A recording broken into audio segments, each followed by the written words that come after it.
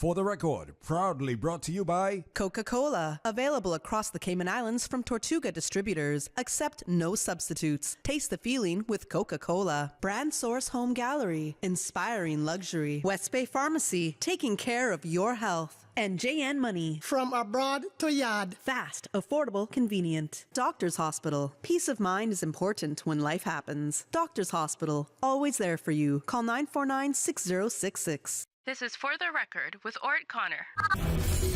Coming to you live from Radio Cayman Studio. For the Record. For the Record. For the Record. Hear from your government officials, independents, and the opposition on issues that matter to you. For the Record. Engage in an open dialogue between residents and lawmakers. For the Record. For the Record. For the Record. Informative, impartial, insightful. This is your talk show. 1-800-534-8255. Your calls, your input. This is For the Record. And now, your host, Orrett Connor.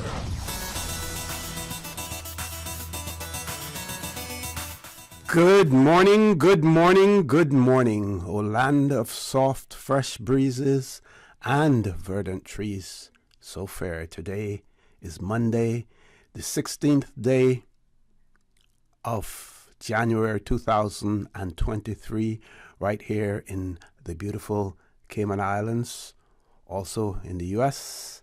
It's I believe they have now made it a federal holiday, Martin Luther King Day, celebrating the birth of Dr. Martin Luther King as well. So we hope and we trust that everyone had a restful, peaceful, enjoyable weekend. Those of you who are on the roads of the Cayman Islands, whether you be a pedestrian, a cyclist, or operating any type of motorized vehicle, we urge you to please, please, please be extremely cautious.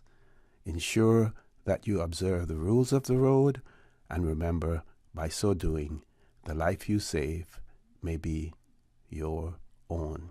I've heard of several accidents over the weekend. We hope and we trust that no one was seriously injured in any of those accidents as well.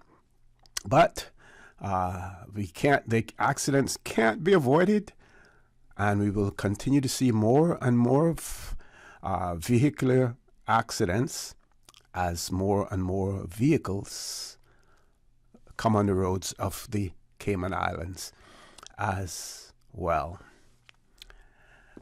Those of you who are celebrating a birthday today, we want to wish you a happy birthday, or if you've celebrated one over the past few days, we wish you a belated happy birthday as well. And to remind you that the For the Record birthday shoutouts are proudly brought to you by life insurance agent Michael Webster from Cayman Insurance Center, and he reminds you to don't take chances with your family's future. For those of you who have lost loved ones, again, we want to extend our sincere condolences to you. We hope and we trust that your faith will help to carry you through these extremely challenging times, and that the memories of your loved ones will be a blessing to you as well. For those of you who are ill and are either at home or at a medical facility here in the Cayman Islands or overseas, we wish you a speedy recovery as well. So folks, I want to thank you for allowing Radio Cayman, and by extension For the Record, into your homes, into your vehicles, as you traverse the busy roads of the Cayman Islands, into your places of work, wherever that may be. As you know, For the Record is a show produced by the staff and the management of Radio Cayman, and it is geared towards keeping you abreast of issues as they arise and play out on the local, regional, and international scene. I am your host, Orrett Connor, and you're welcome to join me every Monday, Wednesday, and Friday from 7:30 a.m. until 10 a.m. During that period, our phone lines are open, and again, right here with me in the studio, none other than that beautiful radio voice of Miss Susan Watson. You can call us on our toll-free number provided courtesy of Flow. That toll-free number, 1-800-534-8255. And I remind you that that number may work for some callers, for others it may not as well. But you can also call us on 949-8037 and 949-6990. You can also email us at for the record, one word, for the record at candw.ky. WhatsApp us 925-3261, where you can send us a text message or leave us a voice note, the contents of which will be played during the course of the show. And of course, you can follow us on YouTube simply by subscribing to Radio Cayman live stream, and you can follow us on Facebook as well. So let's look at some of the persons who are celebrating birthday today based on information coming from Facebook. So we have Dwight Blair celebrating a birthday today, Rosita Brown, and Zach Griffith. Those are the three names that we have on here, but bear in mind, if you know someone who's celebrating a birthday today or may have celebrated one over the weekend, please share that information with us, and we will give them a shout out right here on the birthday shout outs that are proudly brought to you by life insurance agent Michael Webster from Cayman Insurance Center, who reminds you not to take chances with your family's future. So we have been reliably informed and asked to extend happy birthday greetings to Mr. Luke Wells, who is a fireman with the Cayman Islands Fire Service. And those birthday greetings are coming from his aunt, Charlene. So, Mr. Luke Wells of the Cayman Islands Fire Service, happy birthday to you today as well. We're going to have some guests in the studio later on in the morning.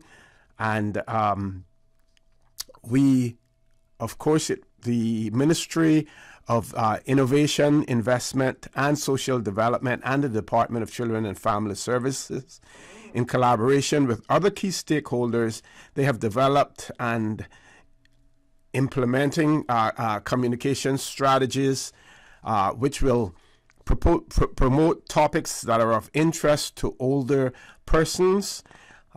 They will also provide awareness and information on subjects relating to older persons.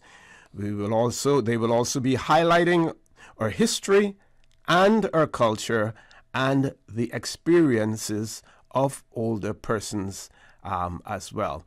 The program is also intended to encourage the engagement and involvement of older persons in society, to provide avenues for the voice of older persons to be heard, to augment intergenerational interactions.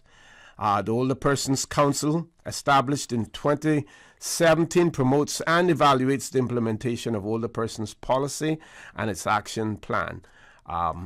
The council also promotes participation in all activities impacting the lives of our older persons. So that program started last year. It will continue into this year, and it will be on a monthly basis. So this morning at 9 o'clock, we will be, or possibly before then as well, that program will commence right here on For the Record.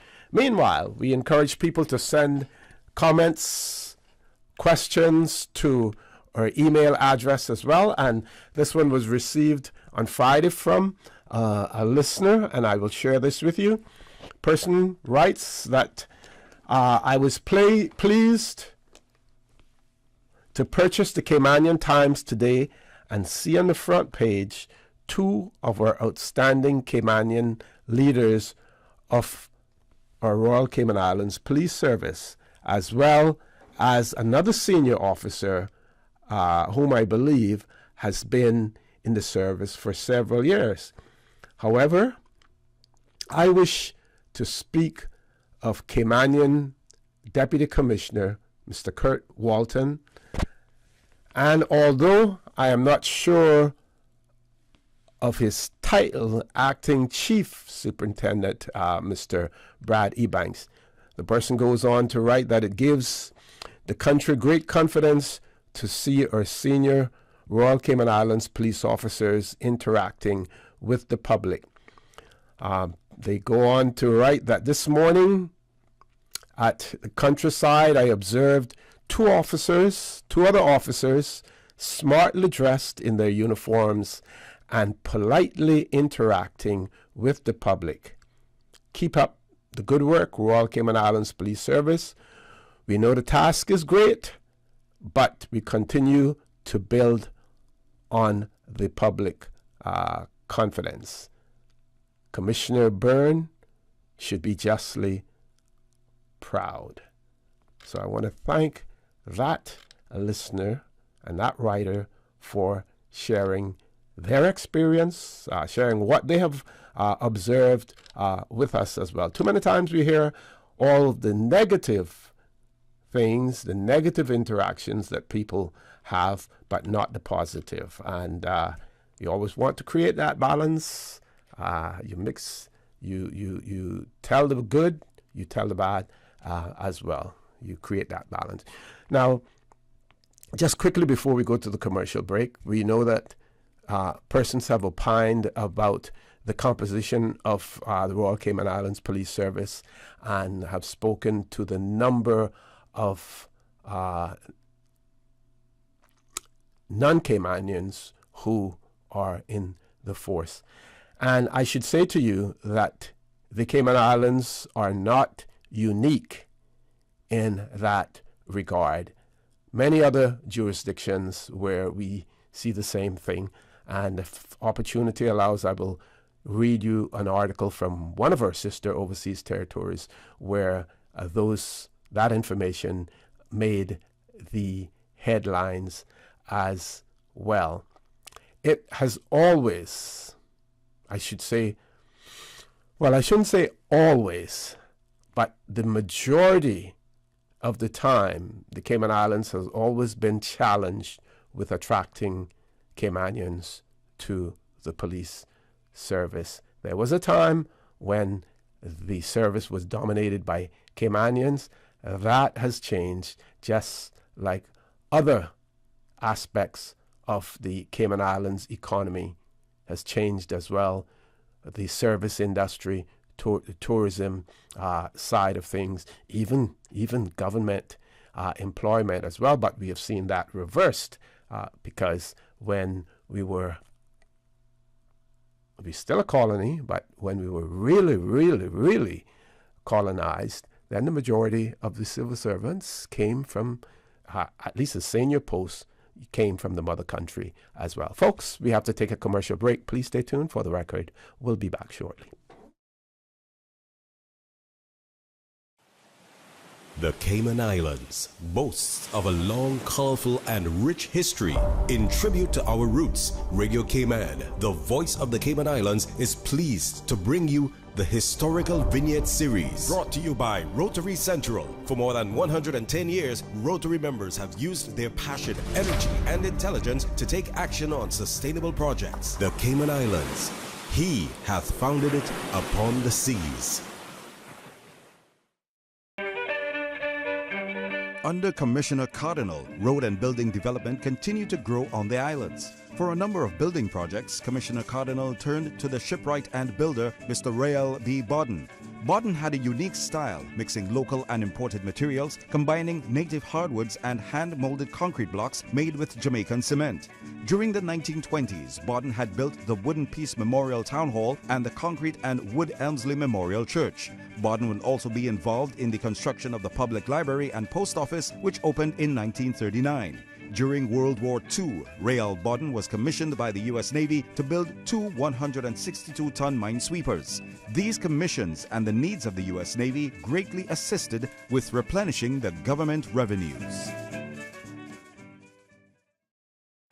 Radio Cayman's Historical Vignettes was brought to you by Rotary Central. For more than 110 years, Rotary members have used their passion, energy, and intelligence to take action on sustainable projects.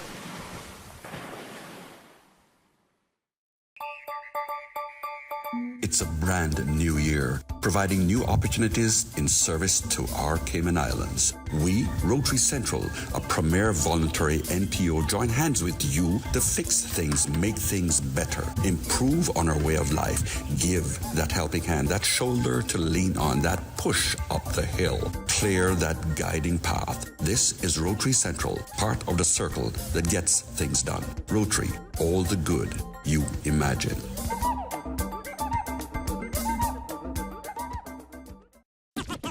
60 I'm bossy with J and money. Win a trip, it easy, trust me. Yeah. Come on, just send some money. I instant entry. Look how you're lucky. Bossy, J and money, bossy. J and money, send you go a yard. Teen, bossy, Jamaica well bossy. 60 I'm bossy. We well Brody. Celebrate Jamaica 60 with J and money for a chance to win a dream vacation for two to Jamaica, including airfare, resort stay, and more. Send money for a chance to win. Your loved ones will also be entered for a chance to win a brand new car. Competition runs from now until December 24th. J and money 60 and bossy enough. Call 345-945-2014 for details. Available at J&M Money locations across the Cayman Islands. Bossy, Jamaica well bossy. 60 I'm bossy. No J&M bank account required.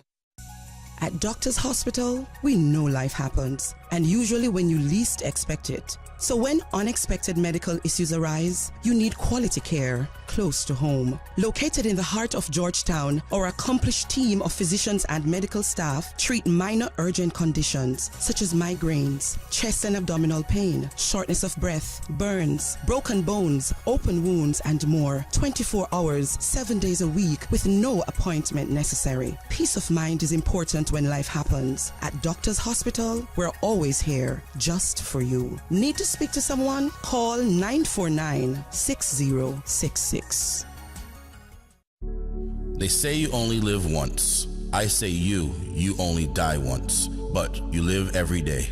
I'm Michael Webster from Cayman Insurance Center, longtime supporter of Radio Cayman. Live your life, my friends.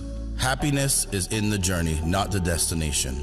When you're ready, I'm here to support you with the best financial decisions for your family's future. Cayman Insurance Center, protecting you and your family so you can take back your future. I'm Michael Webster, the sure way to protect your family. Call me when you're ready at 925-5433. Don't take chances with your family's future or your valuable assets. Think life insurance.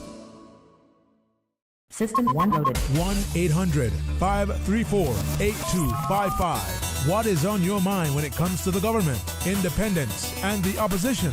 Issues that matter to you.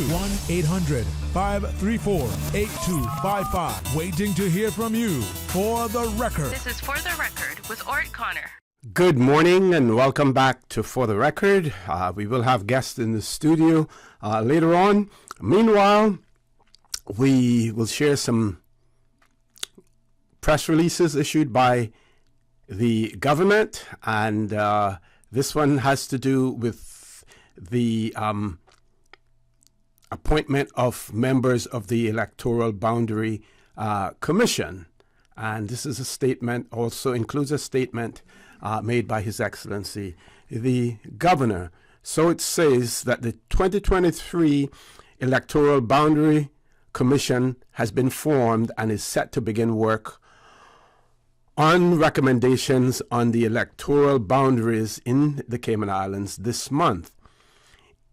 In accordance with Section 88 and 89 of the Cayman Islands Constitution Order of 2009, an electoral boundary commission must be appointed within 8 years of the submission of the last commission's report. After consultation with the Honorable Premier and the Leader of the Opposition, this is the Governor's statement now, I have appointed the following persons to the Commission. Chairman Lisa R. Handley, PhD, as well as local attorneys Dr. A. Steve McPhail and Adriana Webb. All three members of the Commission previously served on the 2015 Electoral Boundaries Commission.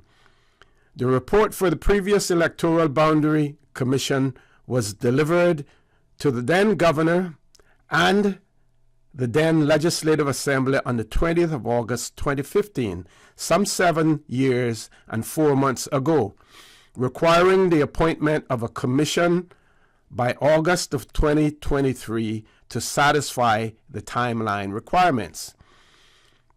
Commission Chairman Dr. Handley has provided electoral assistance in over 20 countries as a consultant on issues related to electoral system design and electoral boundary delimitation. Her clients have included the United Nations, the Election Administration Division, as well as various peacekeeping missions, United Nations Development Fund, International Foundation for Electoral Systems, and International IDEA. Over the last 20 years, she has participated in election projects in Afghanistan, Bangladesh, the Democratic Republic of the Congo, Georgia, Haiti, Kenya, Kosovo, Lebanon, Liberia, Nepal, Nigeria, Sierra Leone, Sudan, and Yemen. In the U.S., Dr. Handley's clients have included the U.S. Department of Justice, several civil rights organizations, state redistricting commissions, and scores of state and local jurisdictions. She has served as an expert witness in numerous redistricting and voting rights court cases. Dr. Handley has been actively involved in research, writing, and teaching on the subjects of redistricting and voting rights. She co-authored Minority Representation and the Quest for Voting Equality. That was published by Cambridge University Press in 1992, and co-edited a volume, Restricting in Comparative Perspective, and that was published by Oxford Press in 2008 on these subjects. Her research has also appeared in peer-reviewed journals such as the Journal of Politics, Legislative Studies Quarterly, American Politics Quarterly, Journal of Law and Politics, and Law and Policy, as well as law reviews and edited books. She has taught political science undergraduate and graduate courses at several universities, including the University of Virginia and George Washington University. Dr. Handley is a visiting research academic at Oxford Brookes University in the United Kingdom. Retired attorney Ms. Webb has served on past electoral boundaries commissions, including 2003, 2010, and 2015. She has been active in politics and community affairs since returning to the Cayman Islands to work for Truman Borden and Company after being called to the bar in England in 1975. Ms. Webb served on the Immigration Department's Caymanian Protection Board from 1977 to 1981. In addition, she is a founding member of both the Caymanian Bar Association and the Cayman Islands Business and Professional Women's Club. She has also served as vice president of Cayman Against Substance Abuse and assisted the National Trust as legal advisor. Licensed to practice law in the United Kingdom and the Cayman Islands since 1977, Dr. McFeel has served as both a Crown Counsel and private legal practitioner. Over the past decade, he has also sat on multiple public sector boards, including that of the National Roads Authority and the Cayman Islands Airport Authority. As a founding member and former president of the Caymanian Bar Association, he has delivered speeches during the opening ceremonies of the Grand Court on topics such as legal aid, the independence of the judiciary, as well as gangs and juvenile delinquency. Dr. McFeel is currently the chairman of the Cayman Status and Permanent Residency Board and the chair of the Permanent Residency Points Review Committee. Dr. McFeel has addressed both the American Bar Association and the Commonwealth Parliamentary Association. In addition, he has represented the Cayman Islands at the United Nations Decolonization Forum in 2010 and the first high-level meeting of the Caribbean Overseas Countries and Territories Council in 2012.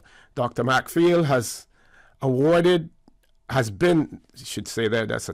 been awarded an honorary doctorate from the University College of the Cayman Islands in 2016 for his contribution to the field of law, history, politics, public education, and nation building. And I will add to that, and he regularly co-hosts For the Record on Radio Cayman as well.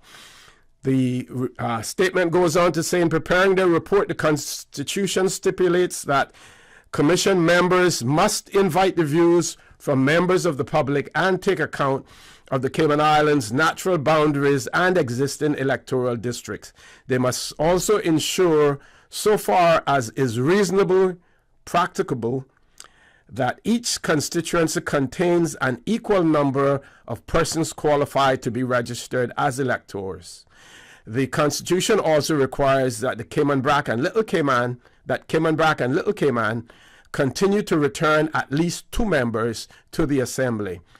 He goes on to say, I would like to thank Commission members for doing this review. It is an important part of the electoral process and meets our constitutional requirements.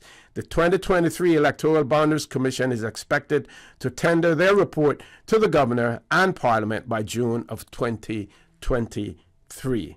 And that ends the statement. Some of you may be questioning, well, they were on there 8 years ago. Why are they on there again? Folks, in this particular instance, continuity is extremely important. They are familiar with the subject. They are familiar with the work that has been done. They will easily be able to identify what's happening now, what exists now, as opposed to what existed when they did it 8 years ago. I'm sure that many members of the public, many members of the community will welcome these appointments. Folks, top of the hour, 8 o'clock news. Please stay tuned. For the Record, we'll be back immediately after the 8 o'clock news. Thank you, Mr. Connor. And studio time by Foster's is 8 o'clock. Why is your drink so green? Is this some New Year trend? Being healthy isn't a trend, it's a lifestyle, and I'm trying to do better, to be better. Be better? Well, what's wrong with regular soda? In moderation, nothing, but it's nice to have something nourishing. Wow, you took New Year, New Me to heart. You gotta when you're hoping to live well with Foster's and CG Brit K. It's a great resource for healthy tips to help you achieve your peak wellness goals. How do I start? Check out livewell.fosters.ky and live well with Foster's and CG Brit K. The voice of the Cayman Islands. 89.9 FM in Grand Cayman and 93.9 FM in Cayman Brac and Little Cayman. Silver wings shining in the sunlight. Radio Cayman. The 8 a.m. news is brought to you by ValueMed Pharmacy. Save time and order your prescription refills online at value-medpharmacy.com. VALU-medpharmacy.com. For today's biggest news. Radio Cayman, the voice of the Cayman Islands.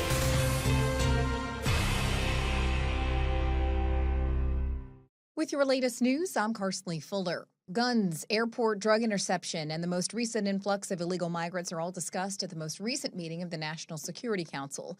According to a summary of the November 1st meeting published on Friday, the group's first order of action was to get briefed by the police commissioner as it relates to illegal firearms, drugs crimes, and seizures, traffic incidents, burglaries, and reports of serious violence. He also gave them an update on the progress being made to address each of these concerns. Up next was a report from the Director of Customs and Border Control regarding a recent drug interception at the airport, followed by a detailed briefing from the Chief Officer for the Ministry of Border Control and Labor regarding irregular Cuban migrants. This included discussion on planned actions to improve security and the process of asylum applications and appeals. The NSC also heard from the Acting Director of Work on concerns of criminal activities perpetrated by residents, including marriages of convenience, illegal workers, and high-risk foreign nationals. Finally, the Commission approved recommendations in the panel report of the Police Service Commission. In other news, according to the National Weather Service's monthly climate bulletin, between October and November, the average temperatures for the Cayman Islands for that stretch was 82 degrees Fahrenheit, which is actually a little bit above the climatological norm. According to the report, October to December's rainfall totals were 25% lower than the climatological average, with the period seeing 13 inches of rain. Forecasters say the January to March period will see a slower than usual decrease in rainfall and wet spells. That means, of course, a slower increase in dry spells. So what can you expect? Looking at precipitation, between 3 and 5 inches of rain typically fall, and forecasters are predicting a 40% probability of below average rainfall. Looking at temperature, the report shows that the average is about 73 degrees. Again, forecasters are predicting a 45% probability of below average temps. And His Excellency the Governor Martin Roper recently proclaimed January 7th University of the West Indies Day in recognition of the institution's 75th anniversary. More from Radio Cayman's Shanda Gallego. Handing the signed proclamation to Dr. Beverly Shirley, head of the University of the West Indies Open Campus in the Cayman Islands, Governor Roper thanked UWI for all they do to bring their excellent courses to the people of the Cayman Islands. Commenting on its significant milestone, Minister for Education, the Honorable Juliana O'Connor Connolly, noted the university has made a sterling contribution towards developing human resources across the Caribbean region, with many of our Caymanian doctors benefiting from training at this esteemed institution. She says she looks forward to a continued partnership as more of our students aspire towards higher education. The University of the West Indies is the largest tertiary institution in the Caribbean, having 5 regional and 16 open campuses, one of which is located in the Cayman Islands. There are currently 29 Caymanian students pursuing studies at UWI. Shanda Gallego, Radio Cayman News. Now with a check of international news, here's the BBC, which will take us out of the newscast. I'm Karsley Fuller. BBC News with Emily Thomas. Italy's most wanted mafia boss, Matteo Messina Denaro, has been arrested in Sicily after 3 decades on the run. He's been sentenced to life prison in absentia for his role in multiple murders. Germany's Defence Minister Christina Lambrecht has resigned. She had been blamed for failing to implement changes to Germany's armed forces in response to Russia's invasion of Ukraine. A Nepalese airport official says the pilot of a plane that crashed on Sunday did not report any problems on approach. He said the pilot only asked for a change of runway that was granted. An international report says the army in Myanmar is increasingly producing its own weapons to circumvent international sanctions. But it says the military also relies on foreign companies for raw materials and components. The aid agency Save the Children says it's restarting some of its activities in Afghanistan following assurances that female staff could return safely. Last month, the Taliban barred women from working for NGOs. Police in northwest Pakistan say a prominent lawyer and human rights activist has been shot dead in the city of Peshawar. Abdul Latif Afridi was a vocal critic of alleged interference in Pakistani politics. BBC News. The 8 a.m. news is brought to you by ValueMed Pharmacy. Save time and order your prescription refills online at value-medpharmacy.com. VALU-medpharmacy.com. Now, more than ever, supporting your immune system is crucial to helping your body fight off illnesses like the common cold, the flu, and COVID-19. At ValueMed Pharmacy on Walkers Road and in Buttontown, we carry all the essential vitamins and minerals to help support your immune system and improve your overall health. Some of our top immunity support picks are vitamin C, vitamin D, zinc, elderberry, and quercetin, or the popular 7-in-1 immunity support. Our pharmacists are always on hand to help guide you and answer any questions. Visit ValueMed Pharmacy on Walkers Road or Buttontown. Live happy, live healthy with ValueMed Pharmacy. Stay in touch with Radio Cayman for the latest in news and information.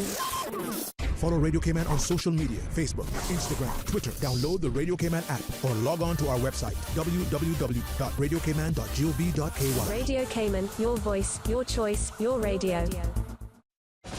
Your Radio Cayman 6 p.m. news, Monday through Friday, is brought to you by Logic. Your life connected. You know what I love to do with my family? Go fishing. I can put the bait on and cast and reel the line all by myself. My mommy and daddy say when they were little, there would be plenty more fish to catch, but now there are lots more people fishing, so it's harder to find them. That's why we have marine parks now. They set some areas aside so the fish there can have babies and grow bigger. Then they swim out to other areas where I can catch them. Having the marine parks means there will still be fish there when I'm grown up and fishing with a family of my own. For more info, download the Cayman DOE app or visit doe.ky. During these unprecedented times, Radio Cayman, the voice of the Cayman Islands, is pleased to bring you the Cayman Strong Series. The Cayman Strong Series is brought to you by OnCourse Cayman. Visit oncourse.ky to view a full list of wellness services and their qualified team. OnCourse Cayman, health, wellness, and happiness.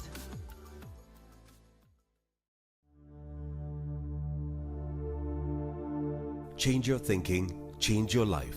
Developing your emotional awareness can have profound effects on your life. As Daniel Goleman said in his book entitled Emotional Intelligence, people who cannot marshal some control over their emotional life fight inner battles that sabotage their ability for focused work and clear thought, whereas people with well-developed emotional skills are more likely to be content and effective in their lives, mastering the habits of mind that foster their own productivity. Change your thinking, change your life.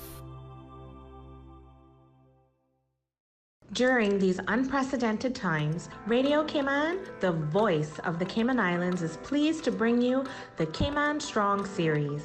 The Cayman Strong Series is brought to you by OnCourse Cayman.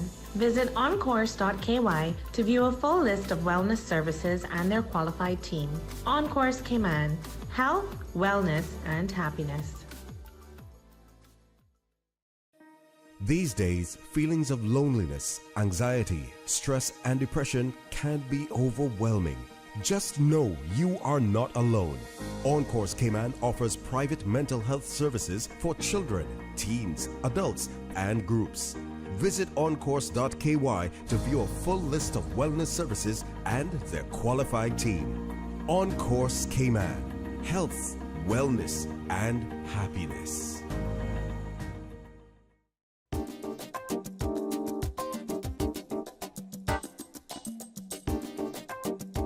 Good morning. Let's take a look at the very latest weather report. Current temperature is 72 degrees. Relative humidity is 66%. The barometric pressure is 30.04 inches and rising. The wind is out of the east-southeast at 5 knots. Overnight low temperature was 68 degrees. Synopsis indicate moderate northeasterly winds and seas expected over the Cayman Islands for the next 24 hours. As a high-pressure system dominates the northwest Caribbean. Radar images show no showers over the Cayman area.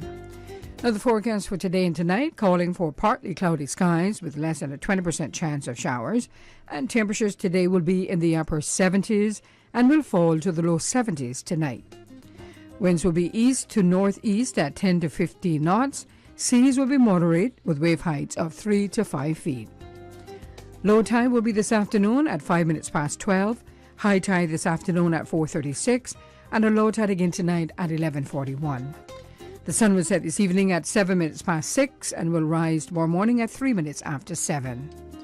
And the outlook is calling for similar weather conditions through Wednesday morning. The traffic report is brought to you by Subway. Planning a meeting, event, or office celebration? Visit subway.ky to place your catering order today. Lots of patience needed this morning. If you're coming from the east, as traffic is extremely busy on the Linford Pearson Highway. Also coming off of Bobby Thompson Way. Steady traffic heading to Georgetown on Cool Road. Eastbound traffic on Cool Road is moving along light to moderate. Traffic is busy coming off of the Esterly Tibbetts Highway and heading towards the Industrial Park area. Traffic moving on moderately. Steady traffic on North Sound Road. As we look to Godfrey Nixon Way and Eastern Avenue, traffic is flowing moderately, as well as coming from the West Bay four-way stop. Light traffic on Owen Roberts Drive and into Georgetown on Shedden Road, not looking too bad. Out of Georgetown and Shedden Road, moderate flow of traffic. That's the very latest on your traffic. Join us again. At about 10 minutes after 12 o'clock, we'll give you another traffic report. Remember, click it or ticket.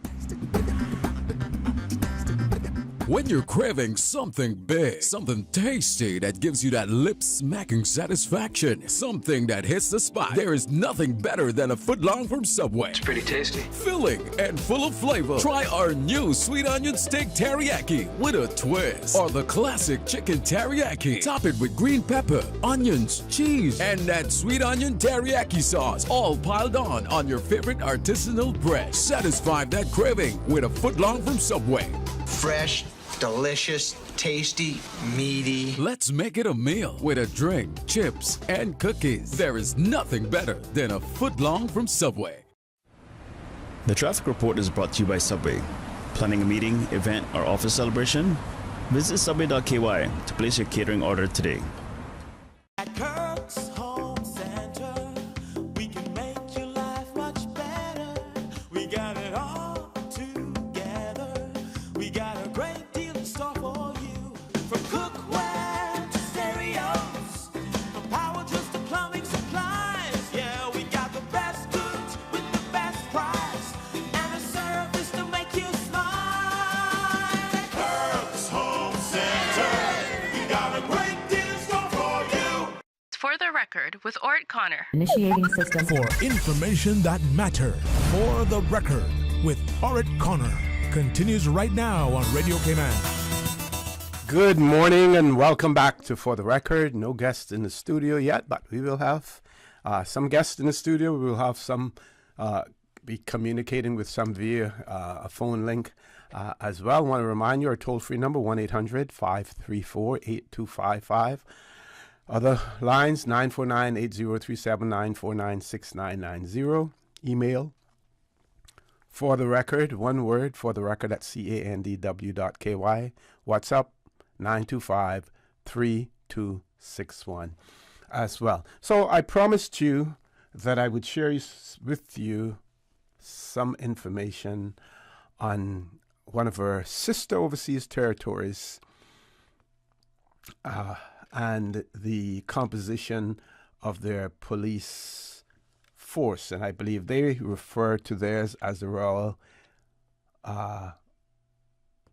Force, as opposed to us where we refer to ours as a police service, which seems to be more palpable as well as being more socially acceptable, and presents the use of the word service presents a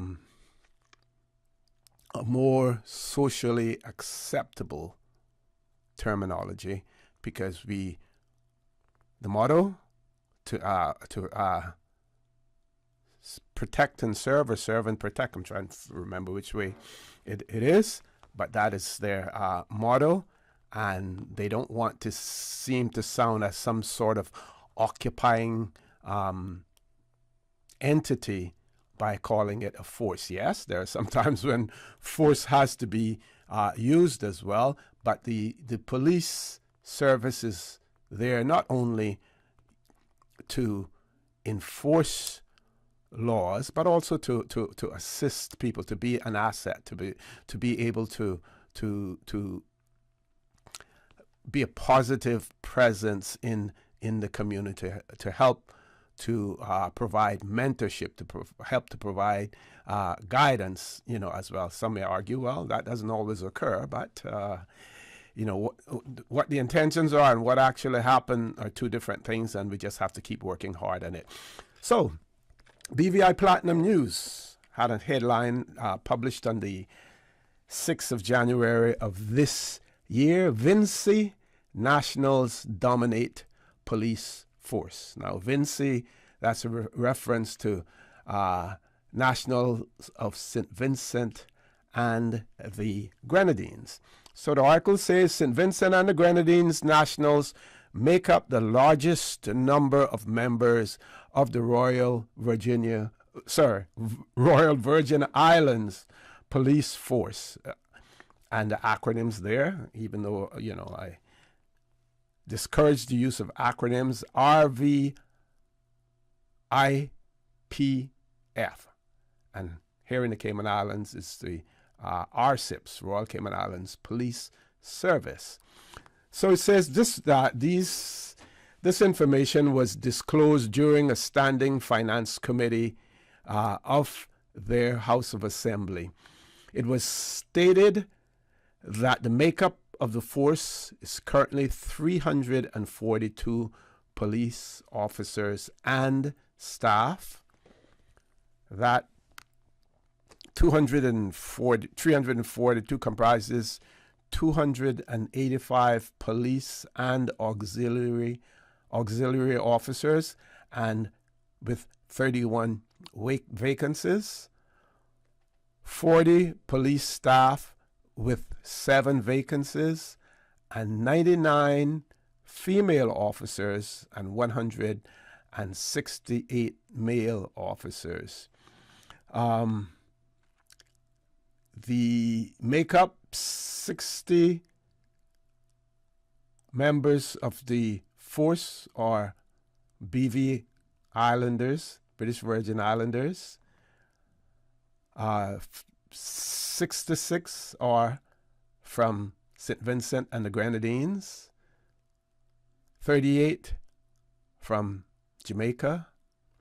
28 from Dominica. And from the United Kingdom, 17.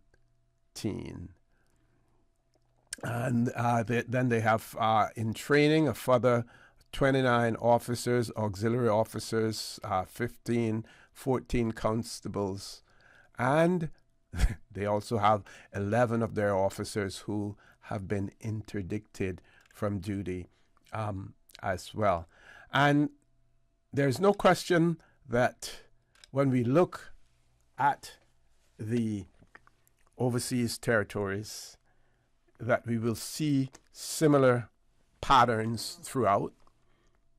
Bermuda, you would have a similar situation where they have nationals from various jurisdictions, as well. So, like I said before, here in the Cayman Islands, what we have here in the Cayman Islands is not uncommon in the overseas territories, and I would venture to say in other jurisdictions as well, even independent jurisdictions. Okay, we're going to switch to the financial services front now and talk a little bit about that. And this was a release issued on Friday, the 13th of January, and it has to do with Cayman Islands presenting at the Financial Action Task Force on the final anti-money laundering recommendation actions. Of course, there are some recommendations that we here in the Cayman Islands have to implement, and in order for us to continue to be on the good books, as well as to get off any gray or blacklists that may be out there as well. So the release states that, led by the Attorney General, the Honorable Samuel Bulgin, King's Counsel, and the Minister for Financial Services and Commerce, the Honorable Andre Ebanks, a Cayman Islands delegation has updated a Financial Action Task Force review group on our money laundering investigations and prosecutions to demonstrate the Cayman Islands' capability and capacity for fighting financial crimes. Given during a 12th January 2023 meeting in Miami with the American Joint Group, a sub-working group of the Financial Action Task Force International Cooperation Review Group, the update addressed the Financial Actions Task Force's final recommended action for the Cayman Islands. The meeting was part of the process for being removed from the list of jurisdictions monitored by the Financial Action Task Force for Anti-Money Laundering and Countering the Financing of Terrorism Deficiencies. The Financial Action Task Force sets the global anti-money laundering regulatory standard. In March of 2019, the Caribbean Financial Action Task Force, which supports the Financial Action Task Force's work in the region, recommended 63 actions for the Cayman Islands to complete to further strengthen our regime. By February of 2021, the Cayman Islands had completed 60 of these actions. So 63 were recommended in 2019. 2 years' time, the Cayman Islands had completed 60 of those actions. However, the Financial Action Task Force placed us on its monitoring list and gave us an action plan to complete the remaining 3 items. Of these 3, the Cayman Islands Monetary Authority satisfied the recommended action regarding effective sanctions in June of 2021. The Ministry of Financial Services and Commerce satisfied the second recommended action in relation to beneficial ownership in October of 2022. Through the ICRG, the joint group will report its findings from the review process to the Financial Action Task Force for a decision during the Financial Action Task Force plenary this February. At the end of the plenary, the Financial Action Task Force will make a public statement on the status of jurisdictions on the monitoring list, whether the jurisdiction is to remain or to be removed. If the jurisdiction is to be removed, it normally happens at the following plenary, which in this case will be June of 2023, June of this year. The Attorney General oversees the Cayman Islands anti-money laundering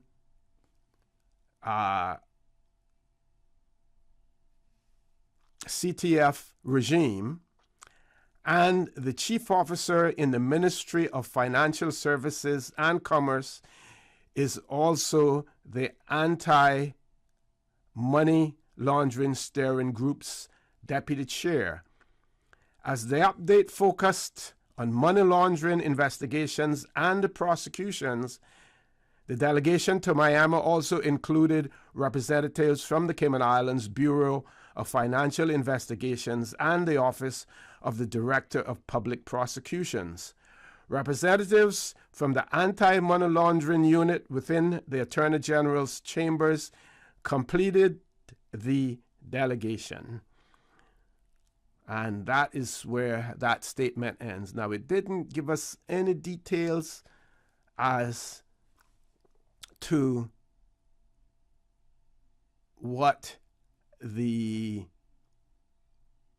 anti-money laundering steering group's report was in terms of their report as far as money laundering prosecutions is concerned, because I think that was one of the sticking issues with the Financial Action Task Force, that they were not seeing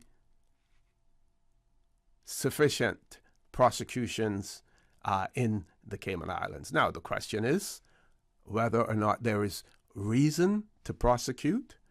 I am sure that they wouldn't expect them to simply manufacture cases to prosecute. If the offenses are there and they're able to detect them, then that is a different story.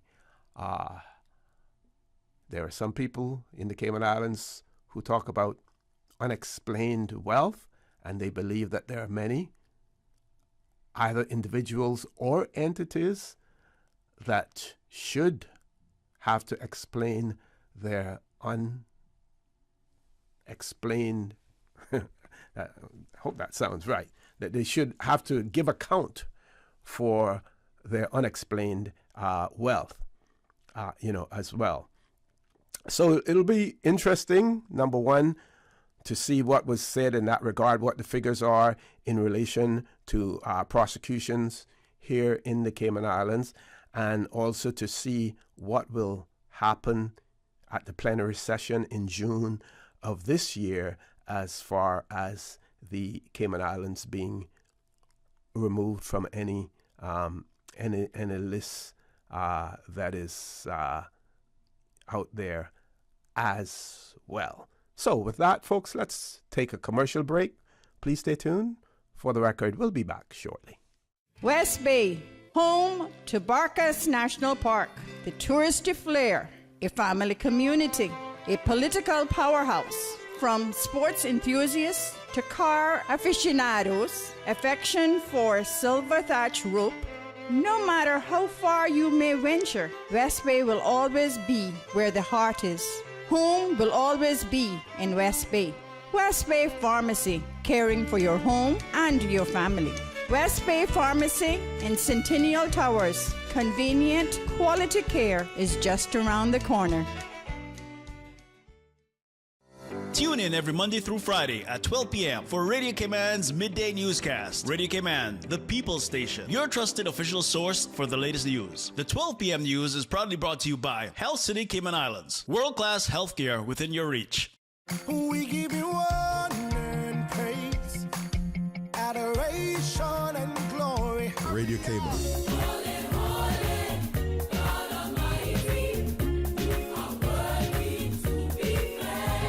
Praise time. Praise him, praise him. Come and let's praise the Lord. Come and let's praise the Lord. Praise him in the morning and in the evening. Oh, let's praise the Lord. Praise time in the morning. Praise him, praise him. Weekdays 6 to 6:30 a.m. Radio Cayman, waking you up. Rock my soul in the blues of my Savior. Rock my soul in the blues of my Savior. Praise time. I know he cares. He'll always be there. Oh, yeah. Praise him, praise him, praise him. Praise time. Set your clock for 6 a.m. or you will miss it. System 1 loaded. 1-800-534-8255. What is on your mind when it comes to the government, independence, and the opposition? Issues that matter to you. 1-800-534-8255. Waiting to hear from you. For the record. This is For the Record with Orrett Connor. Good morning. Welcome back to For the Record. Within another half an hour or so, we should have our guests in the studio, and some of them on the phone line as well. Just want to remind you that this is a series. This will be the second in a series of presentations that we will be having for older persons, and there will be various themes throughout the series. They are intended to we'll be promoting topics that are of interest to our older persons, to provide awareness and information on subjects relating to older persons, to highlight our history, our culture, and our experiences of older persons, also to encourage engagement and involvement of older persons in our society, provide avenues for the voices of older persons to be heard. And sometimes they speak, and sometimes we don't listen. Older persons, experienced voices who know about the sea currents, who know about the swampland, who know and have lived through hurricanes, and sometimes we fail, unfortunately, to listen to them. And a caller's on hold, Ms. Susan. One caller, let's grab the caller. Caller, good morning. Welcome to For the Record. Good morning, Mr. Connor. How are you doing? Good morning. I'm fine. Happy New Year to you, and I hope all is well with you. Yes, sir. Doing much better, and thank you. Happy New Year to you as well. Thank you. You know, you just got to say the word older persons, because it's been a struggle with older persons. I serve on the older persons council, and it really is a struggle even from that standpoint, you know, and the voices have to be heard. And I put out a message last Sunday because we had lost, actually, at the time when I put it out, it was 3 seniors, but we lost 4 last Sunday. Wow. And I just picked in last Sunday, and we've had losses since. And then I went to a funeral of one of those persons on another person, sorry, not from that batch. It may sound that way, but this is somebody else from another day that had passed. And there was 3 of them being buried in the same block at the Prospect Cemetery. And these are brand new blocks. And then I looked at it and I thought, but these blocks fill up faster than parking spaces. And it's all our Caymanians. Yes. And it's all our older Caymanians. And I'm not sure why what you have said hasn't been taken as seriously as it needs to be taken, because we have to engage with our older persons, and we've got to preserve what they have so that other generations have it. And I'm not so sure that we are, you know, and it behooves me to not say something, because it's like I have a physical disability, and I go into the bank and I stand in some lines with some older persons. Some banks do have facilities for them, but then I'll see an older person wanting to give way to me, and I have to say no, because that's their nature. They could be falling to pieces, and they're going to say, no, sweetie, you go ahead, it's okay, you know. And that we've lost that, and then we've got this such breeding of hatred that I don't know. I just wish we had the old people back, because back 20 years ago, we didn't have this much hatred in this country, that we don't have tolerance for each other. And that intolerance has created a selfishness amongst us. We're selfish to ourselves. We're selfish to others.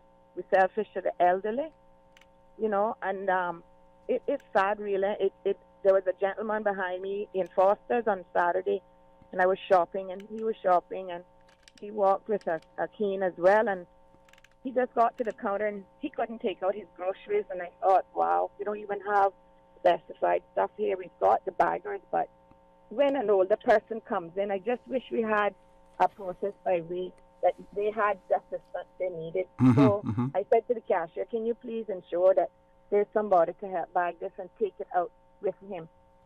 And he was just so grateful for the assistance, you know. And yeah, we have the online shopping, but they don't want that. They want the social interaction. Yes. They don't want to be stuck behind a computer, and half the time they're not even really understanding the use of the computer, and they struggle with that.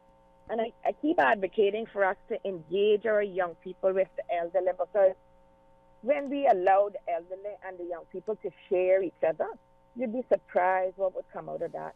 And we all can talk about our grandparents, but a lot of grandparents are also raising their grandchildren or assisting in their care, you know. And then you look at when you attend some of these funerals, the ones that you see with the pain the most are these grandchildren who think, well, mama's gone, who gonna love me kind, how she loved me, who gonna speak to me kind, how she spoke to me. And that, I'm saying, is going. And I think some of it is gone, but I would like us to, for 2023 and going forward, to really preserve our young people, to be cautious of elderly abuse. And it comes in so many forms and fashions. And to just learn to love again and have compassion. And I'm not going to stop, but you know that's been a consistent message. Yes. But I really applaud you this morning for whatever work it is that you're doing with that, because you yourself are considered that's right. and as odd as that sounds for me to say, so it's true, because I'm 50 now. So, you know, but boy, I want us to get back where our elderly become really this little gem that we are going to do everything possible to preserve it. That's what I'd like to see. Yes.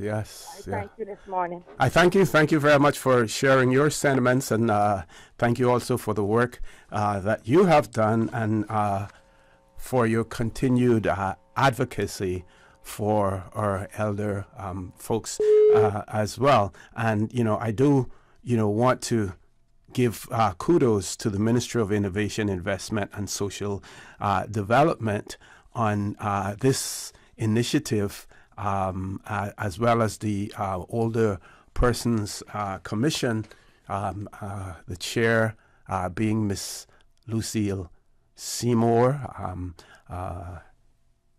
being involved in that as well, and Miss Seymour and others, Miss Alice May. I want to give them kudos. And if any of you have suggestions in terms of how can we keep our seniors engaged, how can we keep them active,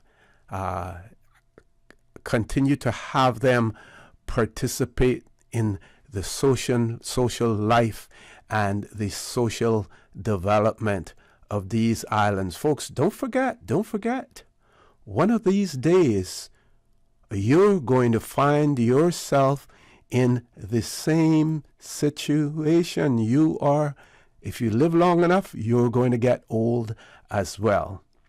So what better time to prepare yourself for that era when it comes along than you being involved now in helping those who are at the age that you hope to or will probably get to in your life as well. We have seen some steps. The caller mentioned the fact that there are some financial institutions, some banks that have dedicated lines for seniors. I haven't been in a supermarket in quite a while, but that may be something else to be considered. How about some sort of transport for seniors who still have the ability to go and do their shopping, providing a shuttle, a bus service for them to take them to the supermarket, to the store, wait for them, and drop them back home again as well. There's a lot that can be done. All it needs is some careful thought, some financing, as well. If we can finance other things, replenishing the beach area for our tourism. Is tourism more important than our seniors? Is it? That's a rhetorical question. So extremely important to take that into consideration as well. But again, kudos out to the Ministry of Innovation, Investment and Social Development, Department of Children and Family Services, as well, and all of the other stakeholders, including the Older Persons Commission as well. Okay. Yes, I have a WhatsApp message here that I'm going to share with you, and this one has to do with comments, what I shared earlier about the composition of the Royal Cayman Islands Police Service here in the Cayman Islands, as well as the composition in other overseas territories and jurisdictions as well. So a person has written and said that the Cayman Islands police situation is unfortunate. There are less good services now than when it was a small force of locals mainly. I'll stop there for a second. I would say that there are good services now as well. Now, when we have something that has been introduced in the Cayman Islands, community policing, and some of us will say, some may say, oh, we had community policing in those days as well. Well, in those days, our communities were so small, the Cayman Islands population was so small, that we were one big community. So you had police officers whose role was, you riding a bicycle without light? They stop you for that. You may end up going to court for that. Those days when bicycles had to be licensed, you didn't have a license, you may be taken to court for that as well. So we had our form of community services, policing, community policing then. It is much more enhanced. Now that is a plus, I would say, one of the pluses for Royal Cayman Islands Police Service as well. Says, the person goes on to say, I'm sure you know the men on bicycles who only had to look or speak to anyone to set them straight. Yeah, we were fearful of our police at that point in time because we saw them as enforcers, and I have said earlier that we have changed. This has been several years ago, from the Royal Cayman Islands Police Force to Royal Cayman Islands Police Service, providing a service rather than just showing might and strength. Person goes on to say that. Do you remember the warped rationale once used that locals can't police themselves? Yeah, we heard that to justify minimizing locals. Not only was this very wrong, but it is the same logic that is applied today. With locals in the minority, then local police should now be the majority and the new norm. And I agree with the caller. What I would add to that as well, we have to prepare ourselves, for it. We have to apply for the job. Some may say, well, people apply, they don't get a response.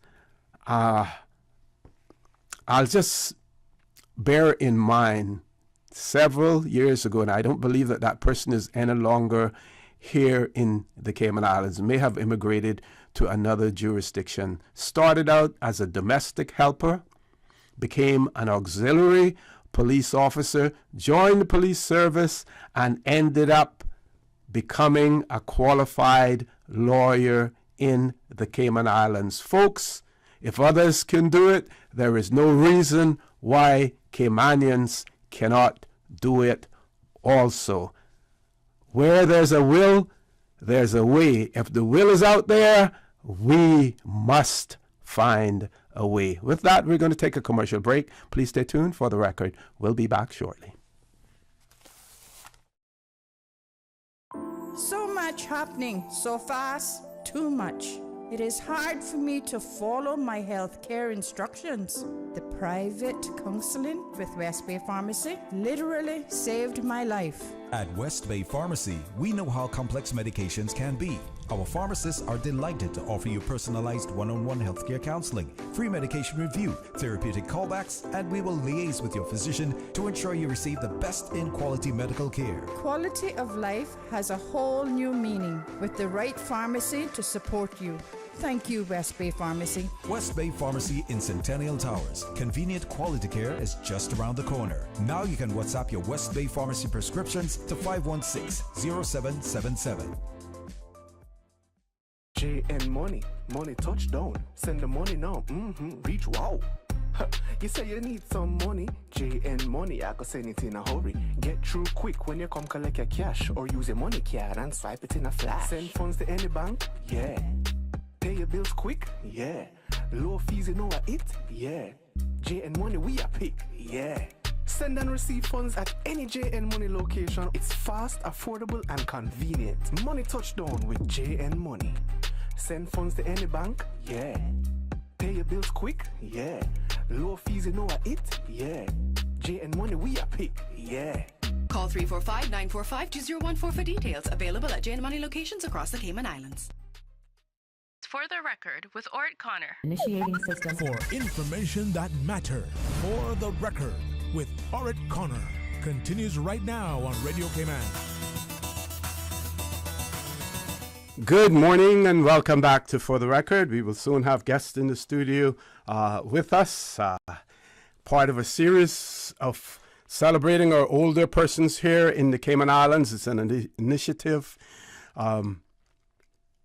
commenced by the Ministry of Innovation, Investment and Social Development, along with the Department of Children and Family Services, in collaboration with other key stakeholders. And each month in this year, we will have a special segment dedicated to older persons in the Cayman Islands as well. So, on the article about the Electoral Boundaries Commission, this person says, not sure that the same boundary commissioners that messed up the boundaries before should be appointed to continue to mess things up.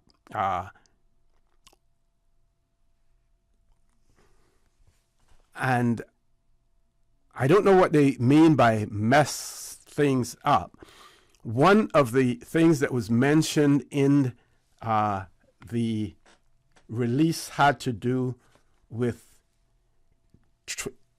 trying to ensure that the size and the composition of the various constituencies are as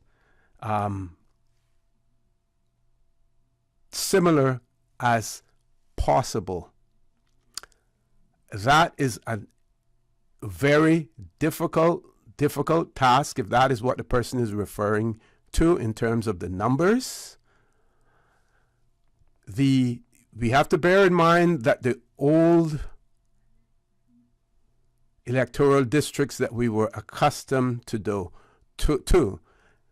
they had to cut across boundaries in order to get all of the constituencies.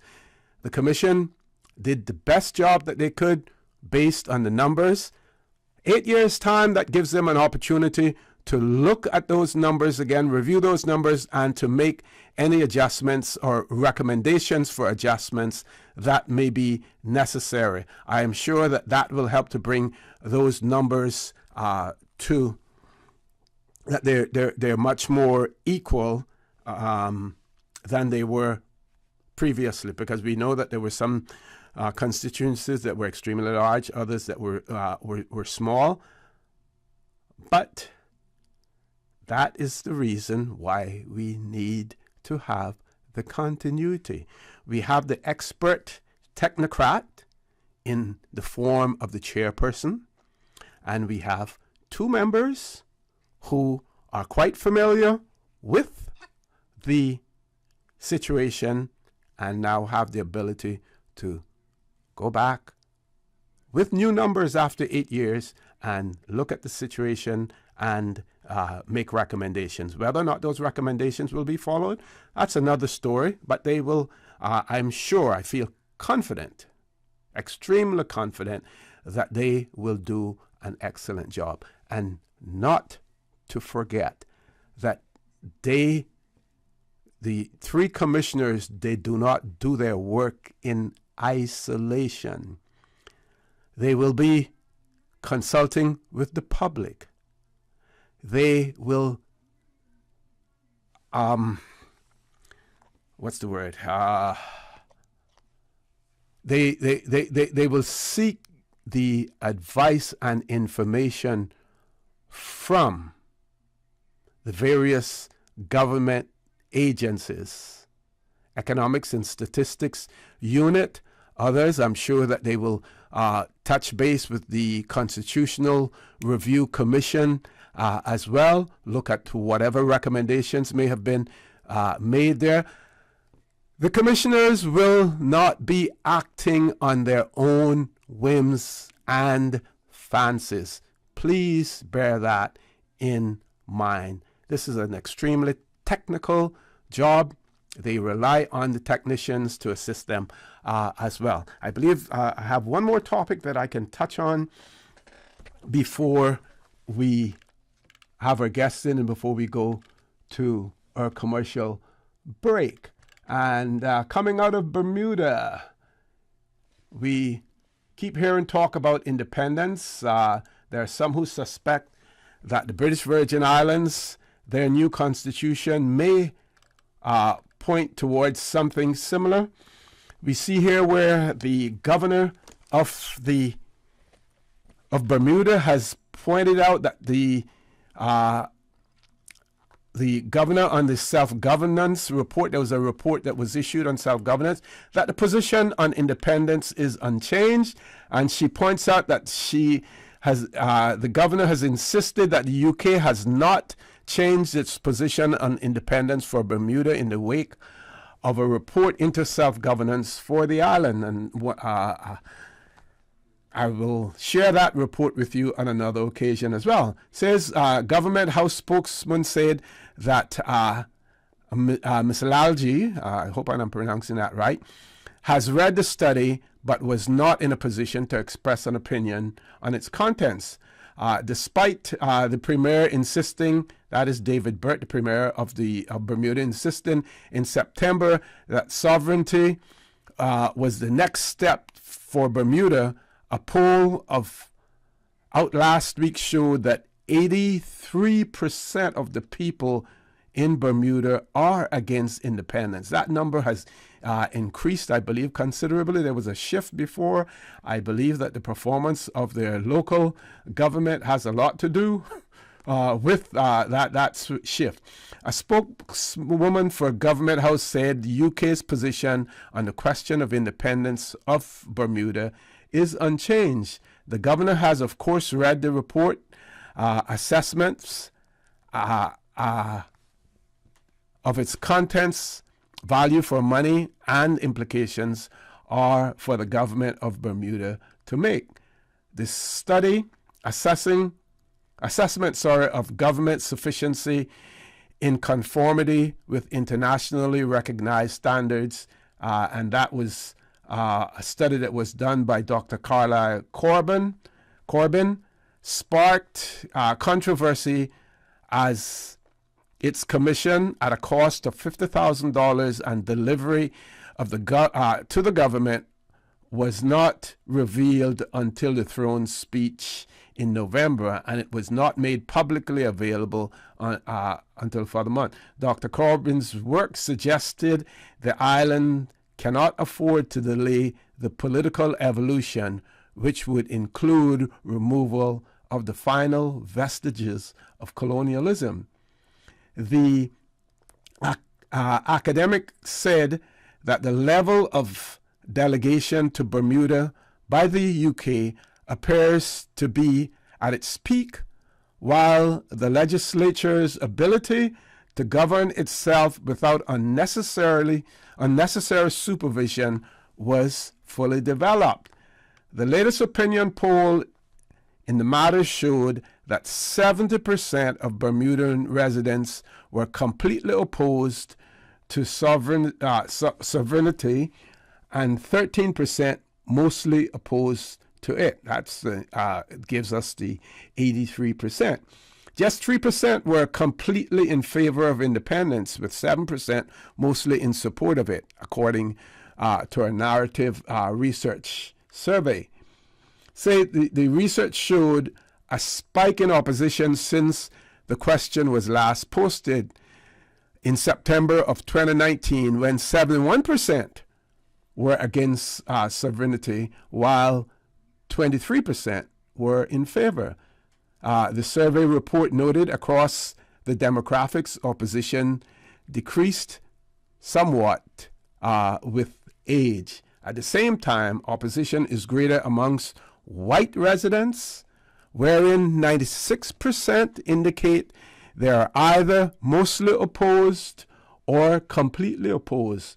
Those with household incomes over 75% more commonly report being completely opposed compared with those with lower incomes. The Premier used a visit to London last autumn in order to attend the state funeral of Queen Elizabeth II to push the case for independence. He told BBC, "Our next step is certainly to be a sovereign state And whatever form that sovereign state takes will be a matter for discussion on another day.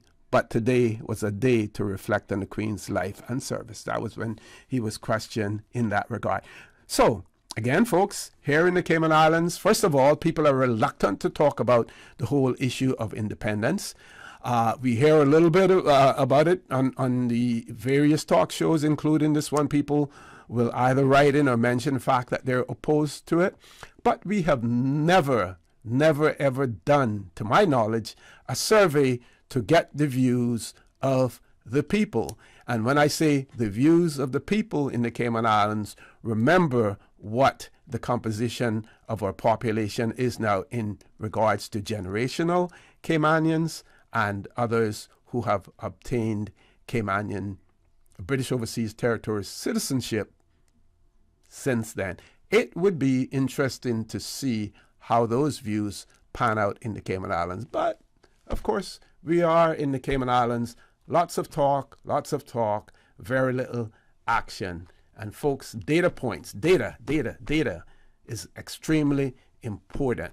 And again, for that writer about the Electoral Boundaries Commission, data is important. They will be looking at the data.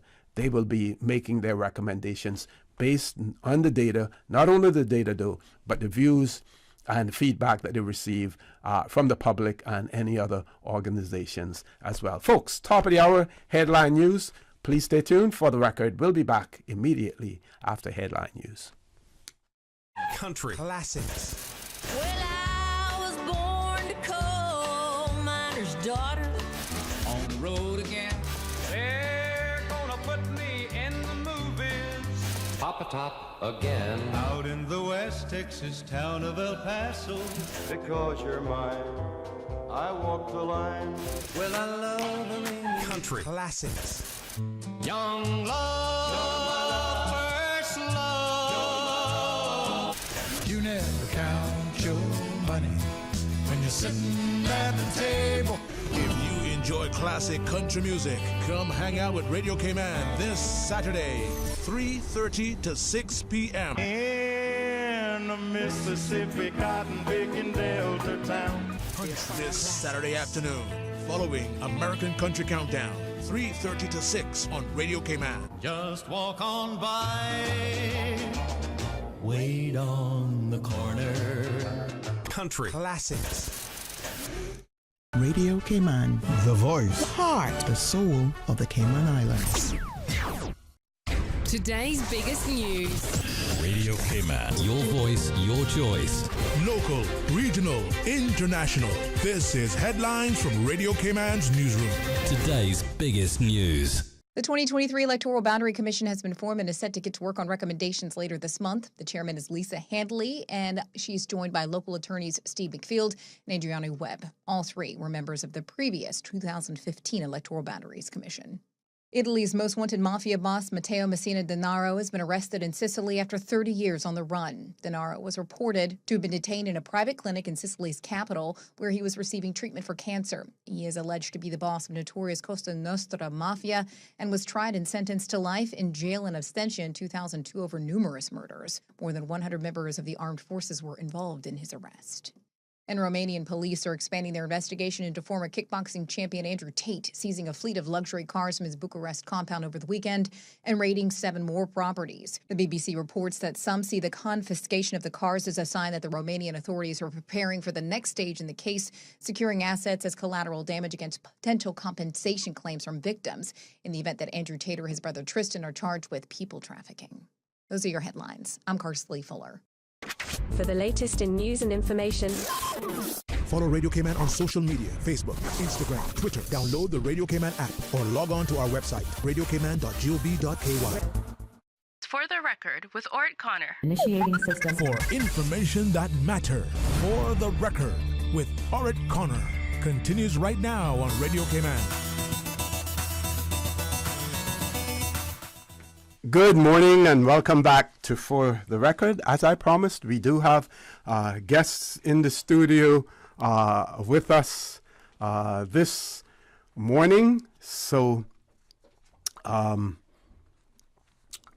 we will be discussing activities for older persons.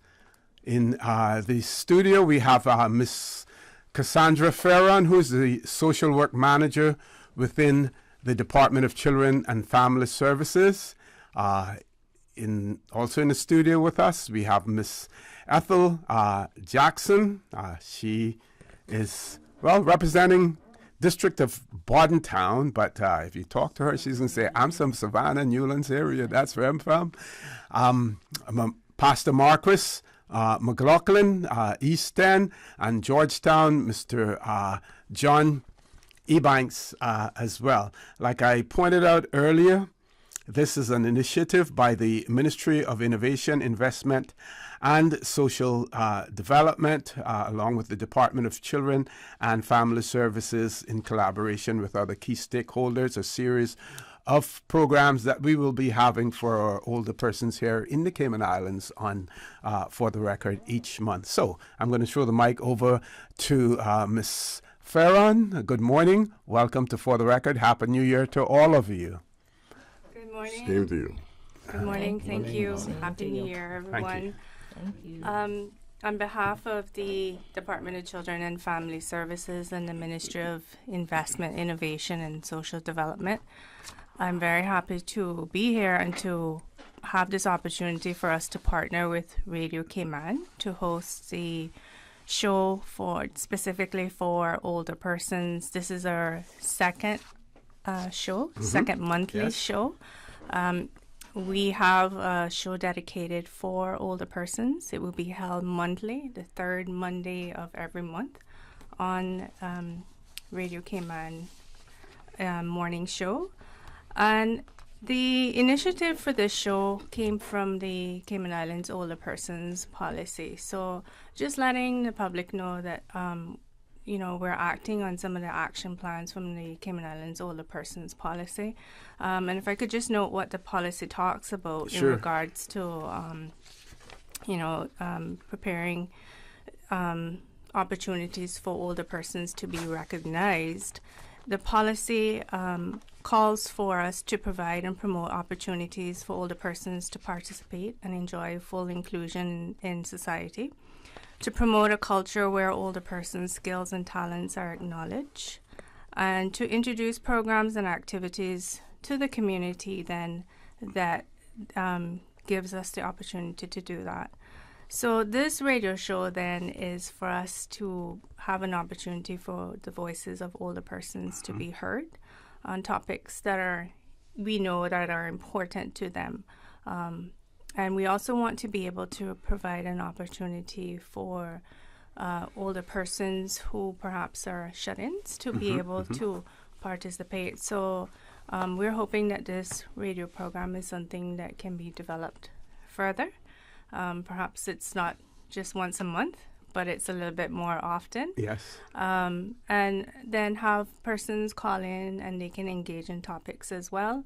We're happy to have 3 persons in studio today to be able to share their voices and their opinions on the particular topics. But there's opportunity as well for people to call in from their beds, to discuss what's on their mind. Definitely. And while there are many other platforms out there, I think it's important to bear in mind one of the reasons that we're using radio as a platform, but at the same time, we're projecting through YouTube. Those who are familiar can follow us on Facebook as well, is that many of our seniors still rely on the radio as opposed to other social media platforms, and that is extremely important, as well.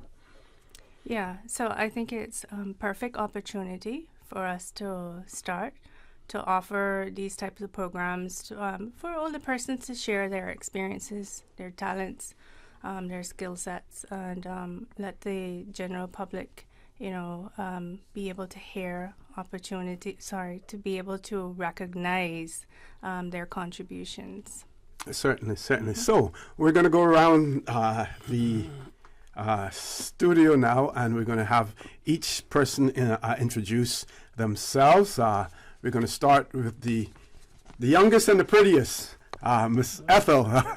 Good morning. Welcome to For the Record, and introduce yourself to our listening and viewing audience. Miss Ethel, come a little closer to that mic, or pull the mic a little closer to you if you want as well. Good morning to everyone out there listening. I'm glad to be here with this group. I hope that we say something today that helps someone, make you feel a little better, those that might be kind of down and sickly and whatnot. My name is Ethel Jackson. I am originally from Sports Beach, moved to Savannah, living in Newlands for the last 50 years or more. That's me. I'm a retired teacher. Right. I have a question for you. You say on Sports Beat area.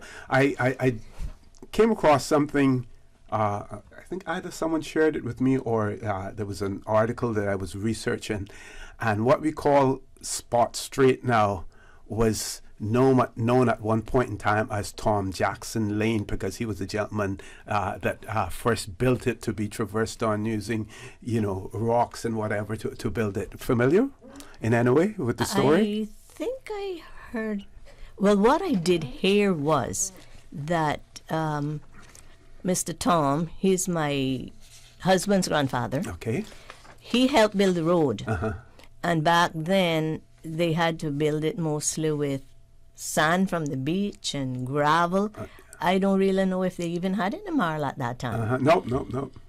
And you might remember the road was one lane track, and a few cars that were there then drove over it, and the sand banked up on the sides and banked up in the middle.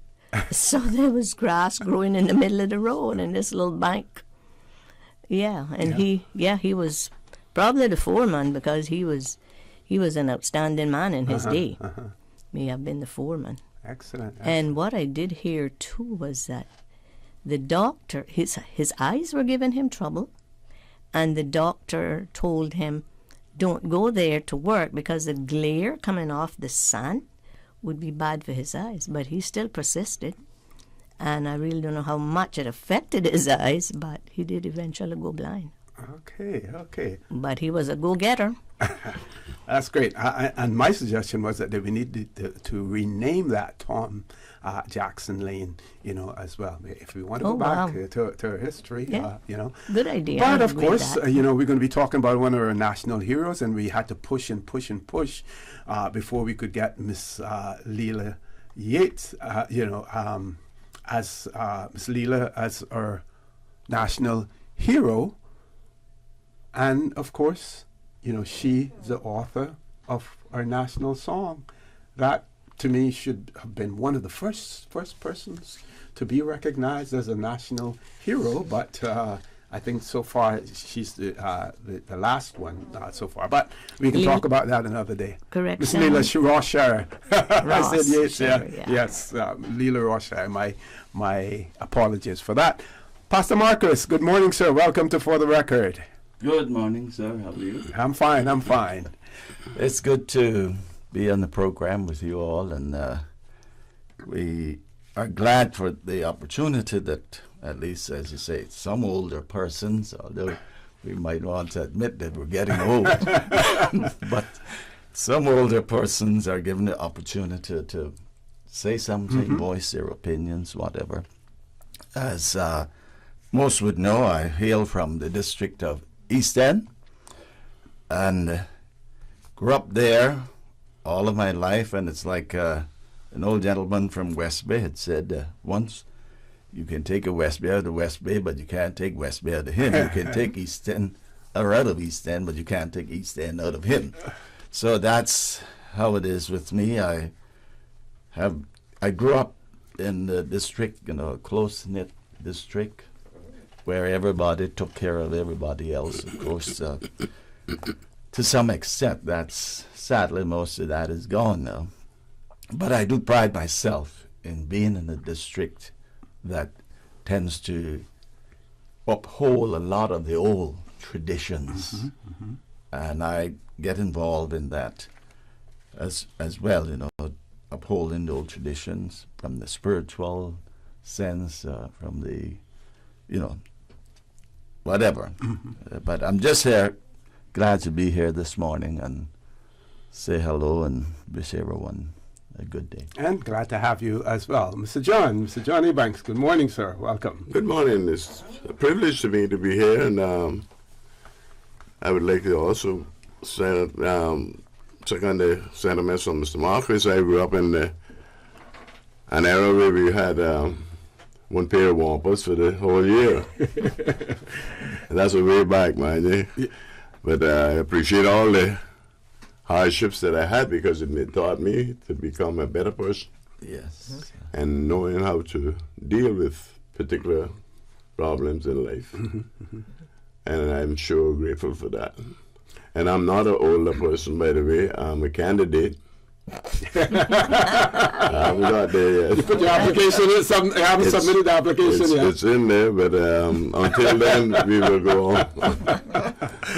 Okay. I'm originally from North Side. Yes. And I lived there most of my life until I went to sea in 59, and I came back home in 67, worked at the airport, and for a year and a half, then I went to PWD at the time, 1969. I was there for 51 years.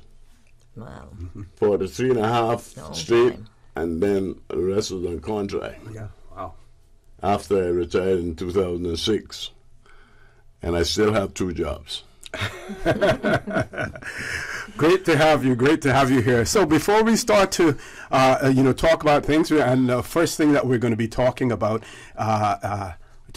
heroes. We know that we have our national heroes, but with all of us growing up, we didn't have such a thing as a national heroes designation those days, but we did have our heroes. We did have people that we looked up to, that we admired, that we wanted to emulate as well. And we want each of you to talk about those as well. So let's take that commercial break. Folks, when we return, the conversation will continue. Please stay tuned. For the record, we'll be back shortly. At Doctors Hospital, we know life happens, and usually when you least expect it. So when unexpected medical issues arise, you need quality care close to home. Located in the heart of Georgetown, our accomplished team of physicians and medical staff treat minor urgent conditions such as migraines, chest and abdominal pain, shortness of breath, burns, broken bones, open wounds, and more. 24 hours, 7 days a week with no appointment necessary. Peace of mind is important when life happens. At Doctors Hospital, we're always here just for you. Need to speak to someone? Call 949-6066.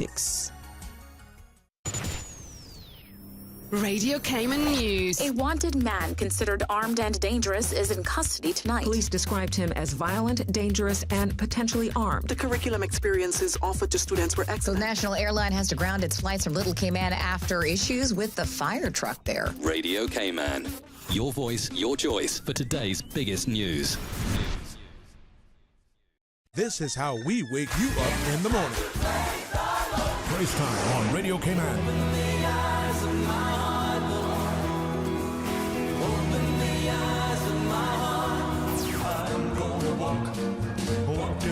Stairs, 'cause I know my Jesus answers all my prayers. Praise time. Weekday mornings from 6 until 6:30. Praise time. There's nothing to go back to. Give me Jesus in the morning. For the God of the mountain is still God in the valley.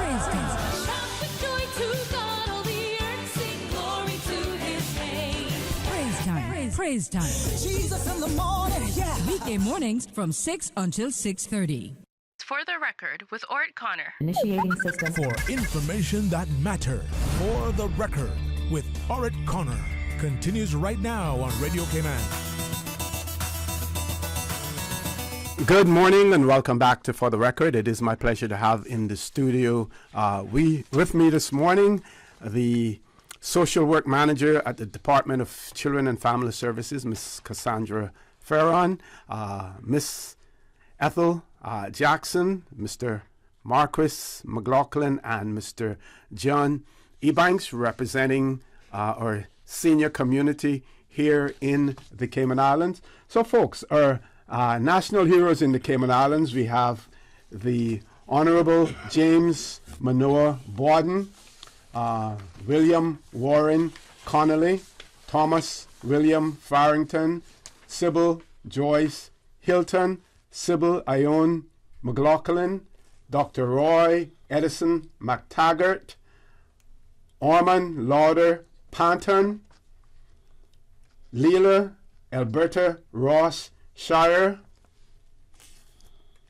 Desmond Veer Watler, and Mary Evelyn Wood. Those are all recognized as our national heroes and treated as such. But in our days growing up, we didn't have such a list published and acknowledged as such, but we had heroes in all of our districts. So whoever wants to take it first, let's talk about your district and some of your heroes that you would have identified there, and talk a little bit about them as well. We heard earlier Miss Ethel talk about Tom Jackson, and maybe we'll start with her again, since that he's fresh in her memory, and I'm not sure whether or not she's going to focus more on him or on others. But Miss Ethel, over to you. Well, I can't say a whole lot about him because he was quite an older man when I grew up, when I became a teenager. But, what I heard about him was he was a businessman. Okay. And I understand that he owned a ship that used to run between Florida and New York, I think. And what the story says is that he used to run bootleg liquor. Okay, yeah. Mm-hmm. Forgive me if I shouldn't have said that, but that's what I heard. And yeah, he had some money, and he owned the first car probably in Savannah, Newlands area, maybe the whole half of the island go up, I don't know. But yeah, he had a car, I understand, and he gave it to a preacher that was traveling all over the island spreading the gospel, and they knew each other very well. I think Mr. Tom's first wife, Miss Rosalie, was her name. She used to go to the Church of God in Savannah, and that's where that preacher was from. And he gave his car away, so he obviously had a generous nature, and he built an amazing house there in Newlands. It's still there. It was amazing for his time, because most of the houses were just a little small, square kind of house. But his was fancy. He built a nice house there. Excellent. And any other persons during your lifetime that would have impacted you, who you would consider a hero in in your district, in your area, in your lifetime? Well, I would say my two teachers in primary school, Theolyn McCoy, and she was the head teacher at Savannah School, and Miss Willie Borden Parsons. She's still my favorite teacher up until now. I love her. I don't see her very often, but yeah, and I can remember her teaching us, and when she got married and was leaving us, man, I was jealous. I missed her. I really did. Yeah, and Sister Audrey Thompson, Ebank, she became after a while. Yeah, she was in the church at Savannah, and I looked up to her. And also Sister Rhoda Forbes from Spots. She used to live where the Spots dock is now. Yeah, she was one of our closest neighbors, and we liked to visit her house and walk through her pine trees and shake hands with the pine trees. My brother used to tell us that they could listen to us or hear us something. You know, he was the oldest one. He tell us because we were small. I looked up to her. She was in the church there as well. She was a great lady. Excellent. Pastor Marcus, East End. Yes. Many distinguished persons coming, from East End. Many of them bearing the same surname that you carry today as well. That's right. Yes. Let me pick up on the little statement that you made. Sure. You said in the old days when it came to recognizing people, there was not a list, whatever. And normally I noted as a young person growing up, that those days if you people did get some honors or whatever, they were so old that they're leading them up to receive it. And the poor souls are thinking, well, what the dickens do they have me here for? In other words, they were so old they didn't recognize even the significance. Mm-hmm. But I'm glad that has changed now, and that younger people now are being recognized as well, which is important, both the older ones and some of the younger ones. However, what irks me a bit is that at times, people, those that really should be recognized, many times are not. And then many times we see on a list people that are not Caymanians. I think it should be for Caymanians. I know that's some mightn't like that, but I'm going to say it anyway.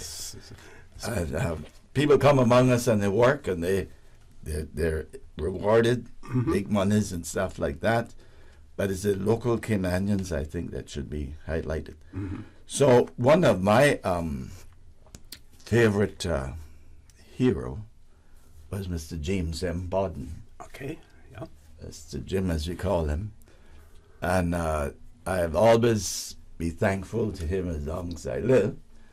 Because as a young person growing up and trying to further my education and so on, I tried to get a scholarship to go overseas to study and couldn't get it. And finally, one day I met Mr. Jim, and he said, "Is it true that I heard that you've been trying to get a scholarship to further your education and they won't give it to you?" Mm-hmm, mm-hmm. I said, "Yes, sir." Of course, he used one or two expletives. And he said, "I tell you what, this is Friday. You'll be in my office 9 o'clock Monday morning. We'll deal with this."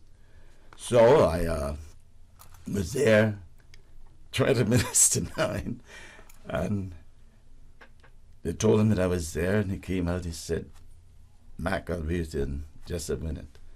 So he came out again, and he said, "Come with me." I didn't know where I was going. And when I know it, as we East Enders would say, I was out the sight in the governor's office. And he had brought me to the Governor Russell was at okay, the time. Yeah, Tom Russell. Mm-hmm. And he said, "I brought this young man here wanting to further his education and so on and so forth, and then they've been refusing to give him a scholarship, that they need him and this, that, and the other." So the governor said, "Oh, is that true?" He said, "We're trying to Caymanize the service and this, that, and the other." Anyway, to make this story shorter than that, Mr. Jim said, "Okay, Mac, you talk to H.E." He walked out and had a good conversation with the governor. He said, "You'll get your scholarship." And Tuesday, the Education Council met, and I understood in the middle of it, a note came from the governor and saying, "I want the scholarship approved today. Thanks." Wow.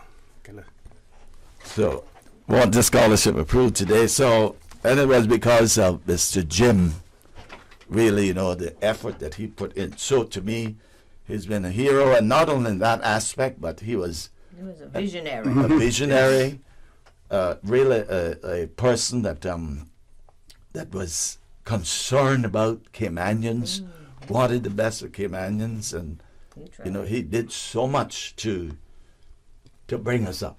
Yep. Anyway, I guess I better give somebody else time to say No, that's good. And That's I it. think for the benefit of our listening audience, they need to understand as well that while we had an education council, that education council was dominated mainly by senior civil servants. Right. There were very few persons out in the community who formed part of that council. They were all senior civil servants, and in many instances, they were looking out for their own. For their own, that's true. You know, as opposed, to looking out for others. Well, if I could just briefly say sure. this.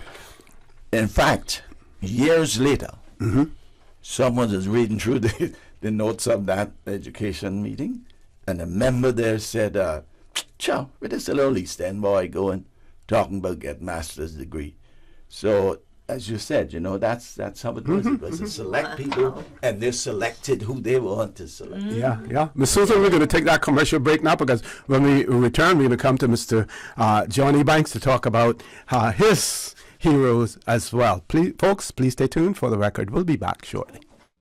J&M Money touching down again. Now you can send your US dollars at any location on island, including the BRAC. It's easy. Just walk with your US dollars. No need to convert to CI. This is another convenient service available at J&M Money. They always find a way to make it easier and hassle-free. So remember, when you need to send your money and you only have US dollars, don't ever think of what to do. Just head straight to any J&M Money location and send your money the fast, convenient, and affordable J&M Money. J&M Money, touching down again. J&M Money, ranga to la friend. At Doctor's Hospital, we know life happens, and usually when you least expect it. So when unexpected medical issues arise, you need quality care close to home. Located in the heart of Georgetown, our accomplished team of physicians and medical staff treat minor urgent conditions such as migraines, chest and abdominal pain, shortness of breath, burns, broken bones, open wounds, and more. 24 hours, 7 days a week with no appointment necessary. Peace of mind is important when life happens. At Doctor's Hospital, we're always here just for you. Need to speak to someone? Call 949-6066. Increase your chances to win during the Rubis Pure Joy promotion. Don't miss Double Stamp Tuesdays and Thursdays at Jose's Rubis. Reflections offers you gas for less, and each time you fuel up at Jose's Rubis, you can enter to win weekly prize giveaways, plus the grand prize of a beautiful piece of land in Grand Cayman. I'm sorry, what? What did you say? Yes, Double Stamp Tuesdays and Thursdays are back at Jose's. Lower priced fuel, awesome prizes, and your chance to win a $150,000 piece of land. Don't forget, on Tuesdays and Thursdays at Jose's Rubis, you not only get gas for less, you get double stamps to enter to win a $150,000 piece of land in the Rubis Pure Joy promotion. Be entered to win in the Rubis Pure Joy promotion by January 27th. Radio Cayman, maintaining the innovation. On a daily basis, making it easy to connect with you, our listeners. Add us to WhatsApp today, 925-3261. That's 925-3261. Radio Cayman. Send a text or voice note. Can I send a request, please? You don't really have to ask us. Just send a request. This is a shout out to my ex. Radio Cayman, the voice of the Cayman Islands. Radio Cayman, maintaining the innovation. For the record, with Orrett Connor. Initiating system. For information that matters. For the record, with Orrett Connor.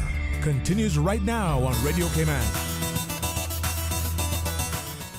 Good morning and welcome back to For the Record. This is the second in our series celebrating our older persons. In the studio with me this morning, we have from the Department of Children and Family Services, Ms. Cassandra Farron, Mr. John Ebanks, Mr. Marcus McLaughlin, and Ms. Ethel Jackson as well. So we're going to throw the mic over to Mr. John Ebanks, and then when we return, we're going to talk a little bit more, and he will start that off by talking about our national heroes, those that are recognized national heroes, and speak a little bit about them as well. Mr. John. Good morning, listening audience, and OC, thanks for the invitation, for this opportunity. First of all, my heroes are all gone. In Northside, where I grew up, I had Mr. Craddock, Mr. Colmo McCoy, and I had a bunch of people that I really looked up to. And it was vestrymen, and there was no politicians and such.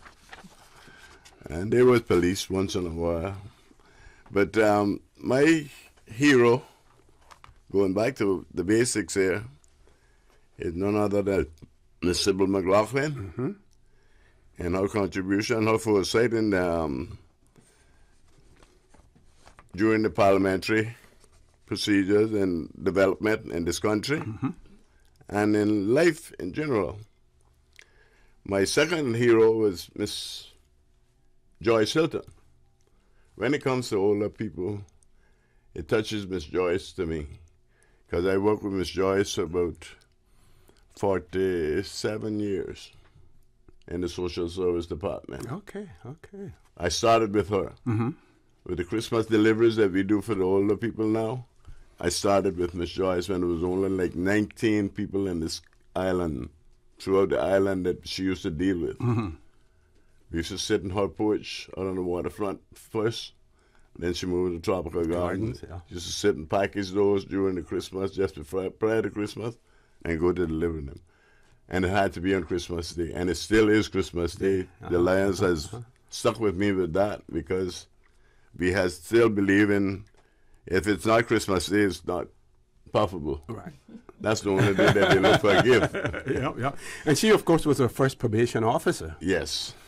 And she was also adamant about younger generation too, and the young children, the way they were going, and I pay tribute to that, because we have to pay attention to them very much.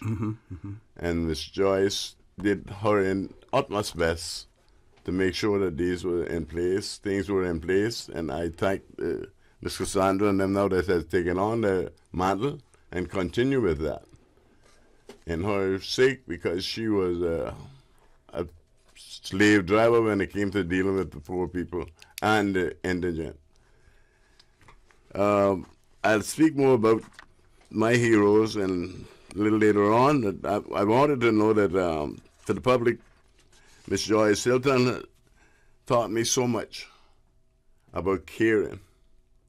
That's why I'm stuck with this older person's policy that I've been on with Cassandra, and then from 2016, we've been on this trend. Meeting twice a month one time, and then we went to once a month, and then when we saw the need for more, we went back, trying to drive this older person's policy together and try to make it a policy and get government to meet with cabinet and try to get it approved. We fought for that and we got that, thank God, now. And we're still working on it. Until this blessed day, we're still working on the older person's policy. Thank you, sir, and I appreciate the input from everybody else, because it's a mixture of things that happen, and we all appreciate around this table. We all appreciate where we come from. At least I do. Okay. Yes. Now, we've spoken, about our national heroes, but we have many unsung heroes in our community as well. And Ms. Ethel, spoke about one in terms of Mr. Tom Jackson. We'd like you to talk about some of the unsung heroes that we have, either old or young, in our communities, present or past, who have made significant contributions and not necessarily have been recognized for them, but they have made their impact, some lasting, some that we still recognize today as well. Who wants to start off with that? Ms. Ethel, you look like you want to go right ahead. Well, I think we covered a little bit of that already. I spoke of Mr. Tom Jackson, who was a visionary himself. He was a smart, intelligent guy. He really was. And I spoke of Sister Audrey Thompson Ebanks, that I look up to, and Sister Rhoda, and our little district, our little village was small, you know, so right now my mind kind of blank. I can't think of anyone else. But what about the church in many of our districts, and I would say all of our districts, played an extremely important role in shaping the lives of the persons, you know, who lived there as well. In your case, in the your district, did you have a resident pastor? I know that there were times when persons came from, let's say, from Georgetown and, you know, came to pastor there as well. I recall Mr. Chappie, we know him as Mr. Chappie Forbes. He was also the general manager for Marin's grocery store, you know, up there that I think at sometime in the 60s burnt down, you know, as well. And before that, he had his own little store. Right, yes, yeah. I don't remember the little store because I was young way back then and I lived at Spots. So, but yeah, he was part of the Adventist church. Yes, yes. For our church, the Church of God, there was a resident lady pastor there. I can't tell you for how many years, but she was from Pedro, Pedro St. James. Yep. She lived out there. And she would go walking with her long skirt in the shamrock bush to beat the mosquitoes. They called her Aunt Tilly. And she was on fire for Jesus. And she would get up there and preach. I don't remember too much about her really, because she died in the late 50s and I was still a young child then. And after that, our pastor then was Brother Will T. Borden. He came from Georgetown to us. But yeah, he's one of my heroes too, because he lived the best life that he knew to live. He lived according to the gospel, and he preached the gospel. And he had his cows to take care of, but he worked hard. He really did. And his wife, Sister Roxa, too. She was by his side all the way. Okay. Pastor Marcus. Yes, unsung heroes. Well, right away, as I saw it, I thought of my favorite teacher through the years, in East End Primary. This is Evangeline Rankin. She was an excellent teacher, and very loving, kind, and patient, and she helped many of us in the district, you know, to read and whatever we had to do, especially those that were having difficulties. But she's still alive. She's in her upper 80s, I guess. Okay. But nothing over the years have been said about her. But she really did a good job, and to me, she was a hero. She was my favorite. Of course, the next to her was Mrs. Isley Connolly. Of course, she's been recognized and moved on. And from the standpoint of the church, we had people there who were so faithful, and they would, if nobody else came, they kept the church door open. They were there to start the smoke by the door and the windows to keep the mosquitoes away, and so on and so forth. Yes, one of them was Herbert Jackson, Mr. Will Jackson's father. He was very faithful. Of course, my dad as well. They worked together, and both of them were faithful. And we, for many years, we had a pastor that hasn't got any recognition as well. Of course, she's gone on a long time. And I think all the rest of her family has gone to was Louise Jacobs. I don't know if some of you around the table. That name doesn't ring a bell, no. Tell us about her. Originally from Savannah. She was a very tall woman, and she could preach. And she would tell you right where it was and right where to get off at or get on at. And so I think she's an unsung hero, but she did a lot for East End. And mostly, you know, she came Friday or Saturday.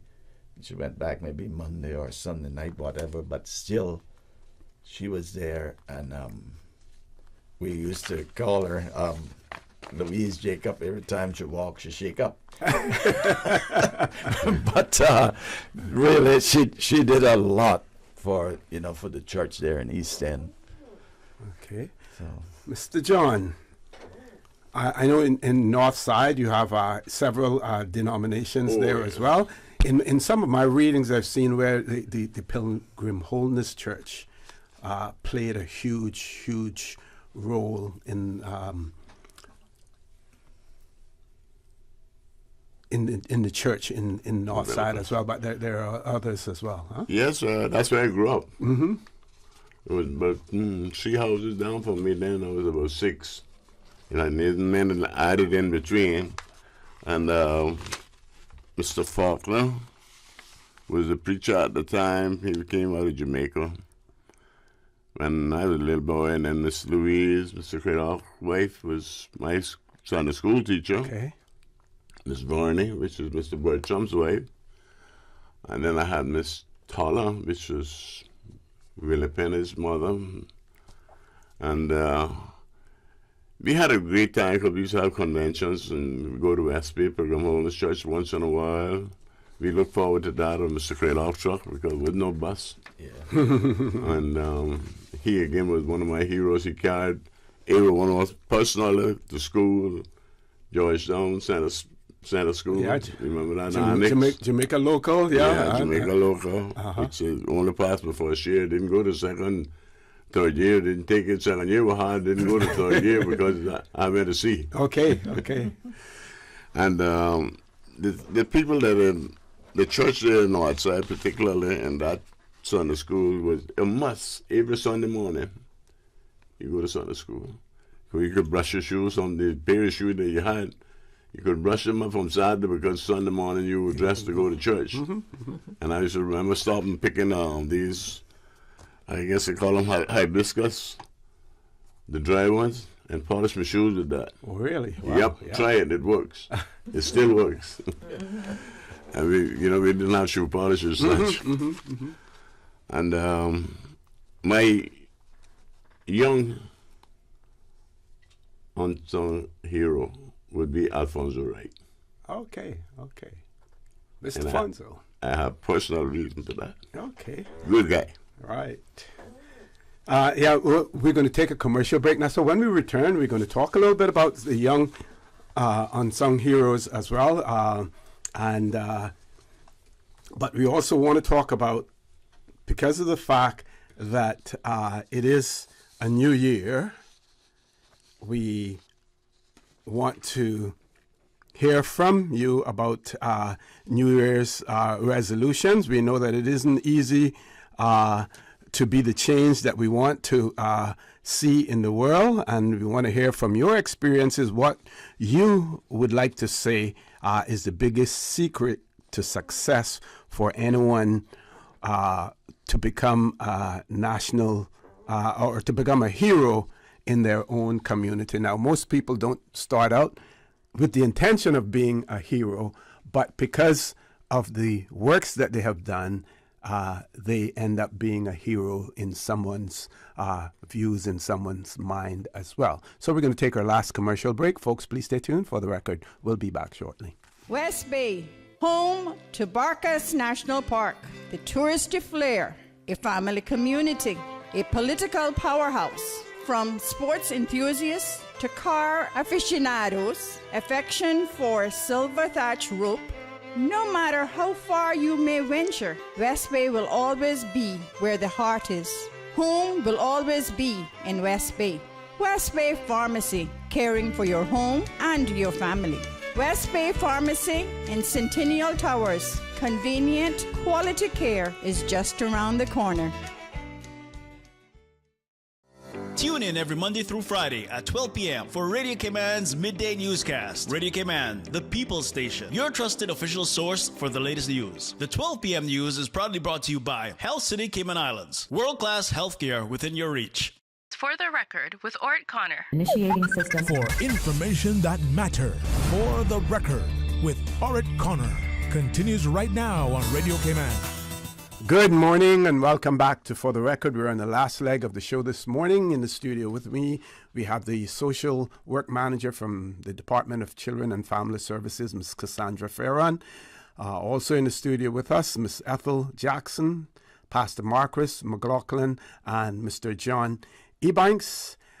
This is a series of shows that we will have dedicated towards topics and our elderly persons. The Ministry of Innovation, Investment and Social Development and the Department of Children and Family Services, in collaboration with other key stakeholders, have developed communications and strategy towards getting to our older persons, getting them involved, providing them with information, giving them an opportunity to participate in our discussions, as well. So we have about 12 minutes left. So much more to talk about, but there will be other opportunities, for that as well. But so folks, since as we all know, it's a new year, and by default comes new resolutions. It's not easy to be the change we want to be in the world. So from your experience, what would you say is the biggest secret to the success for anyone to become a hero in our community? And like I said earlier, those persons may not start out, whatever they do, they may not be doing it for recognition. They're doing it simply because out of the goodness of their heart, because that is the right thing to do. Tell us about, some of the secrets that those persons that you have spoken about, in terms of being heroes, that the qualities that they have, and what makes them, the heroes for you. Let's start with you, Mrs. John. Well, like I said earlier, with young heroes in the making would be Alfonso. And for one reason more than another, because he would stick his hand to any plow and never look back. He go through. And one of the reasons that I said him as a young one would be he encourages people so much. His trust, his commitment, his confidence in others, that he has that way of, that knack, I call it, of making you feel like it's no mistake between here and there. You can do it. That sort of way. Yes. And he taught me a lot, man. Younger than me, but he taught me a lot. Okay. In respect of, that's one of the things I should talk about, really, when I joined Lions Club. It's one of the best things I ever did in my life. And saying that, in 19, I want to touch on commitment and willpower. Yeah. In 1984, I decided I was going to give up alcohol. 40 years ago, the 2nd of January this year. The following year, 1984, that was 83. 1984, cigarettes. Until this day, I haven't touched it. Wow. It only takes willpower and commitment. Yes. And anybody can do it. I did it, anybody can do it. I was a big brother, father, mother for some of my siblings. Both parents were sick and away. Dad was in New Orleans Hospital, mother in Jamaica. 6 of us. I was the eldest.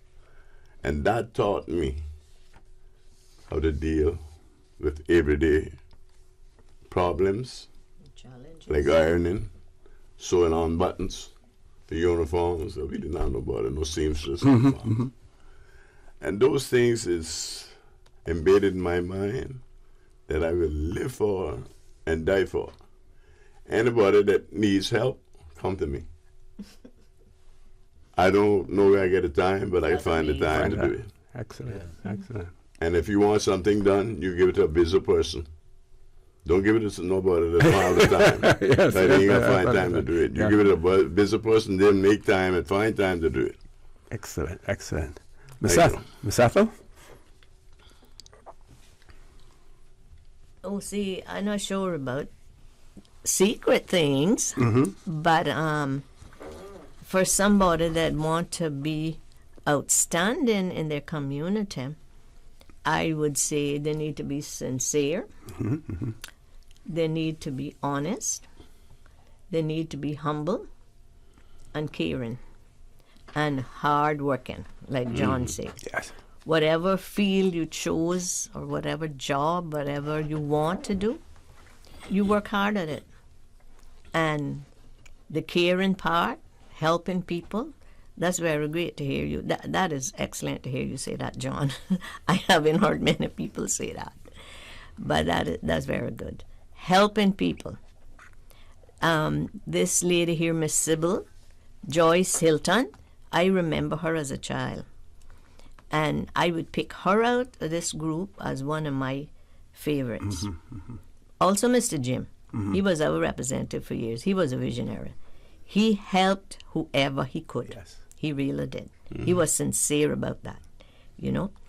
And also Mr. Roy McTaggart, he was another visionary in how he steered Cayman in the political... Yes, yeah. Political storm or whatever you want to call it that was going on back there in the early 60s. He had vision. He had vision, so I admire him very much. Miss Joyce Hilton was very caring. I remember her as a very young child. She was friendly with our neighbor there that I mentioned a while ago, Sister Rhoda. And she seemed like such a sweet, humble little lady. She was. And she was willing to fight for those that were down and out. You know, a lot of people, a lot of us, we look down on them, oh, you know, that's their fault, they're there. You know, they shouldn't have done this or they shouldn't have done that. She was willing to stand up and fight for them people. And we must remember, we're all human beings. True. We are liable to fall. We can get into whatever we see other people into. It's only the mercies of the good Lord that we never got into them things. You know, our parents were strict or, you know, steered us in this direction. We got direction from the church. I thank the Lord for the church. Hello, because, you know, I don't know where I would be today. But I thank the Lord for these good people that we can look up to that helped us. And in this time that we live in now, it's very frightening and it's very scary, I would say, for most people. And my suggestion would be, my recommendation, my advice would be, get Jesus. Get Jesus in your life, because you know he is going to be true to us. He's going to help us. He's not a person that we can see. He's a spirit. Psalm 91. Read it often as you need it. All the promises are there that are going to keep us, as my favorite saying, until the trumpet blow. Hold on to Jesus. Thank you. Thank you very much for that, Miss Ethel. Pastor Marcus. Okay, what would I say to an aspiring hero? Well, first of all, I'd like to say that one should not go into community work or help whatever with the thought of getting a reward. Yes. I think that's a very important characteristic there of the person.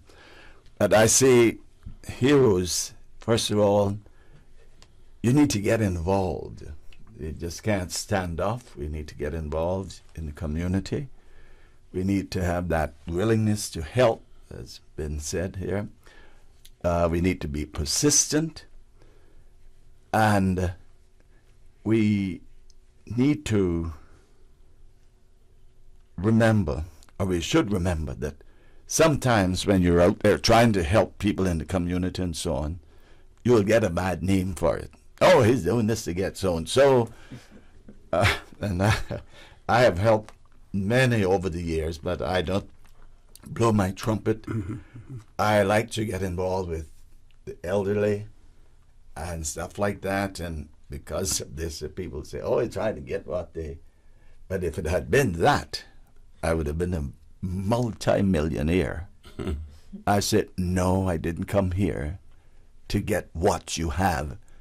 You need my help, and I'm willing to help you. So I think with those type of looking at it that way, of course, people have said to me, well, how's it so all of these getting honored? You're not honored yet. I said, well, nobody hadn't, I guess, sent forth my name, whatever. But that's my idea, is not to be honored. If they give it to me, I would take it. But I helped to raise 14 children outside my 3 in a quiet way. And it's hard a person in the district of East End that I have not, the elderly especially, endeavored my best to help them with a good mind, a good heart. Okay. Now, we may go over a little bit here, but I want to give you, all 3 of you, an opportunity to suggest to us, to tell us what creative projects would you like to see happen and inspire others in the community for this year, to take part in your communities for this year. And anything that you would like to see take place, Mr. John? For this year, oh yeah. More socializing. And that's with family and friends. And my personal plans are to go from district to district. Each district I'm going to touch in the very near future. Going around, I have a, a barbecue grill coming that hooks up on the back of my truck. Oh, okay. And I'm going to drive around districts and just donate barbecue ribs and chicken and this and that and other. And I want to just reach out to more people. Some I ain't touching now. Yeah. Some of the hearts that I haven't touched, I will touch. Excellent, excellent. And that's my drive for this year. Great. And I have the grill is on order. It'll soon be here. They told me 10 days' time, 10 more days, coming out of Tampa. And I have a knack for helping people, feeding them. That's my key. That's your calling. Yeah. No child in this country is supposed to go to sleep hungry. Yeah. Not if I can help it. Yeah. Okay. Ms. Ethel? I agree with the socializing bit that John just mentioned. But you know what? In Savannah and Newlands, we don't have a civic center. We don't have a civic center. And I really wish that we did, because then that would give us a building where we could meet. Yeah, we can go about town and meet with the people up there in their church hall, etc. And then, they have meetings, for the elderly in some of the church halls in Savannah. I know of one. But we need an independent one that belongs to the public, and we could help our young people even, because I could teach them to sew. I could teach them to do crochet and talk to them, counsel them. We were trying in Newlands, and I was hoping right there on the corner where there is, right below the college, where there is a guinea tree there. That's the ID for the spot. And I was hoping that we could get a park down there, and I was hoping for not a full building, but a floor and a top that we could meet with our young people and encourage them. But that got squashed because one of the neighbors there, he didn't want that. Objected. He didn't want it there because he didn't know who was coming there, and he didn't want bad influence for his children. And I say, but some people, their vision so dim. He was a person in the community. I'm not going to say what his job was, but he could have reached out to those young people, and he could have given them guidance. Yeah, we got young people that need guidance. Of course, we all know that. And if you approach them with a caring attitude, let them know you're concerned, they will respond. Hey, you're not going to change them overnight. You're not going to get 100% response all the time, but let them know you care. Yep. That's the key. That's the key, like Dante. Go around. I'll come get some of your barbecue. You hear me? So we're going to campaign for that community center in that area, because, like you said, you have a few churches there and stuff like that, but you have to rely on the goodness of their heart, or the school. Or what do you call assembly hall or wherever to use, but it would be good for the community to have something themselves. Over to you, Pastor Marcus. Okay, so what would I like to see happen this year in terms of what we've been talking about? I would like to see more emphasis in the schools and trying to inculcate in our children the finer qualities, the old Caymanian qualities of truthfulness and helpfulness and persistence and respect and so on. I think we need to put more emphasis on that, and this would carry over into their young adult life and so on. And also to, especially, they need, and we teach that in our youth group, they need to realize that it's not everything you do you're going to get paid for. And a true hero doesn't consider that, not even think about it. Because sometimes you say to them, well, can you help me do so and so? First thing, say, how much you going to pay me? And I think they need to get beyond that and realize and recognize that it's not how much I'm going to get paid, it's how much I'm going to help someone. And lastly, I'd like to see more people come to church, Caymanians. We have been very slack. We seem to have forgotten God, but I want you to, this year, come to church more often. It's a good place to meet. You know, we talked about socializing. Come to the church, and I assure you that God can meet your need, and we will be a better people and a better society. Okay, now, good revival. Miss Cassandra, I know that everyone is saying, well, how come you're not hearing from Miss Cassandra? Just to say to you that she's here more as a facilitator than anything else, but I want to give you an opportunity for some closing comments. Thank you, and I'm very happy to have been a part of this whole conversation. We talked a little bit about the unsung heroes, and I just want to recognize that in my role, serving the older persons in the community through Department of Children and Family Services, we see a lot of unsung heroes every day that help other older persons in the community to do things like taking them to the doctor, taking them meals daily, taking them shopping, providing transportation to them if they're sick, sleeping over with them. And these are all things that we have to rely on. We have to rely on other persons to provide these types of assistance, because sometimes older persons don't have family or their family isn't available. And so, you know, I'm just thankful for the help of all of these persons. We try to recognize older persons that contribute to our community every year in Older Persons Month. And I will tell you, when we call on some of them, they don't want to be recognized. They're just happy to do this from the bottom of their hearts because they have the capabilities, they have the strength to do it, and you don't have to have the financial means. You just see something and you know something needs to be done and you step up and do it. So I'm very grateful for all of those unsung heroes that we work with day in and day out. You know, they're very appreciated and they're very much needed. Excellent, excellent. Well, I want to thank all of you for being here this morning, expressing your views, representing our older persons, but not only that, speaking out to them as well as speaking out to our younger folks. Folks, have a great day. Continue to support your radio station, Radio Cayman. Join Sterling Draining Banks at 12:15 for Talk today. And as usual, we ask the good Lord to bless these three beautiful, wonderful Cayman Islands. For the record, proudly brought to you by Coca-Cola. Available across the Cayman Islands from Tortuga Distributors. Accept no substitutes. Taste the feeling with Coca-Cola. Brand Source Home Gallery. Inspiring luxury. West Bay Pharmacy. Taking care of your health. And JN Money. From abroad to yard. Fast, affordable, convenient. Doctor's Hospital. Peace of mind is important when life happens. Doctor's Hospital. Always there for you. Call 949-6066. You are listening to Radio Cayman.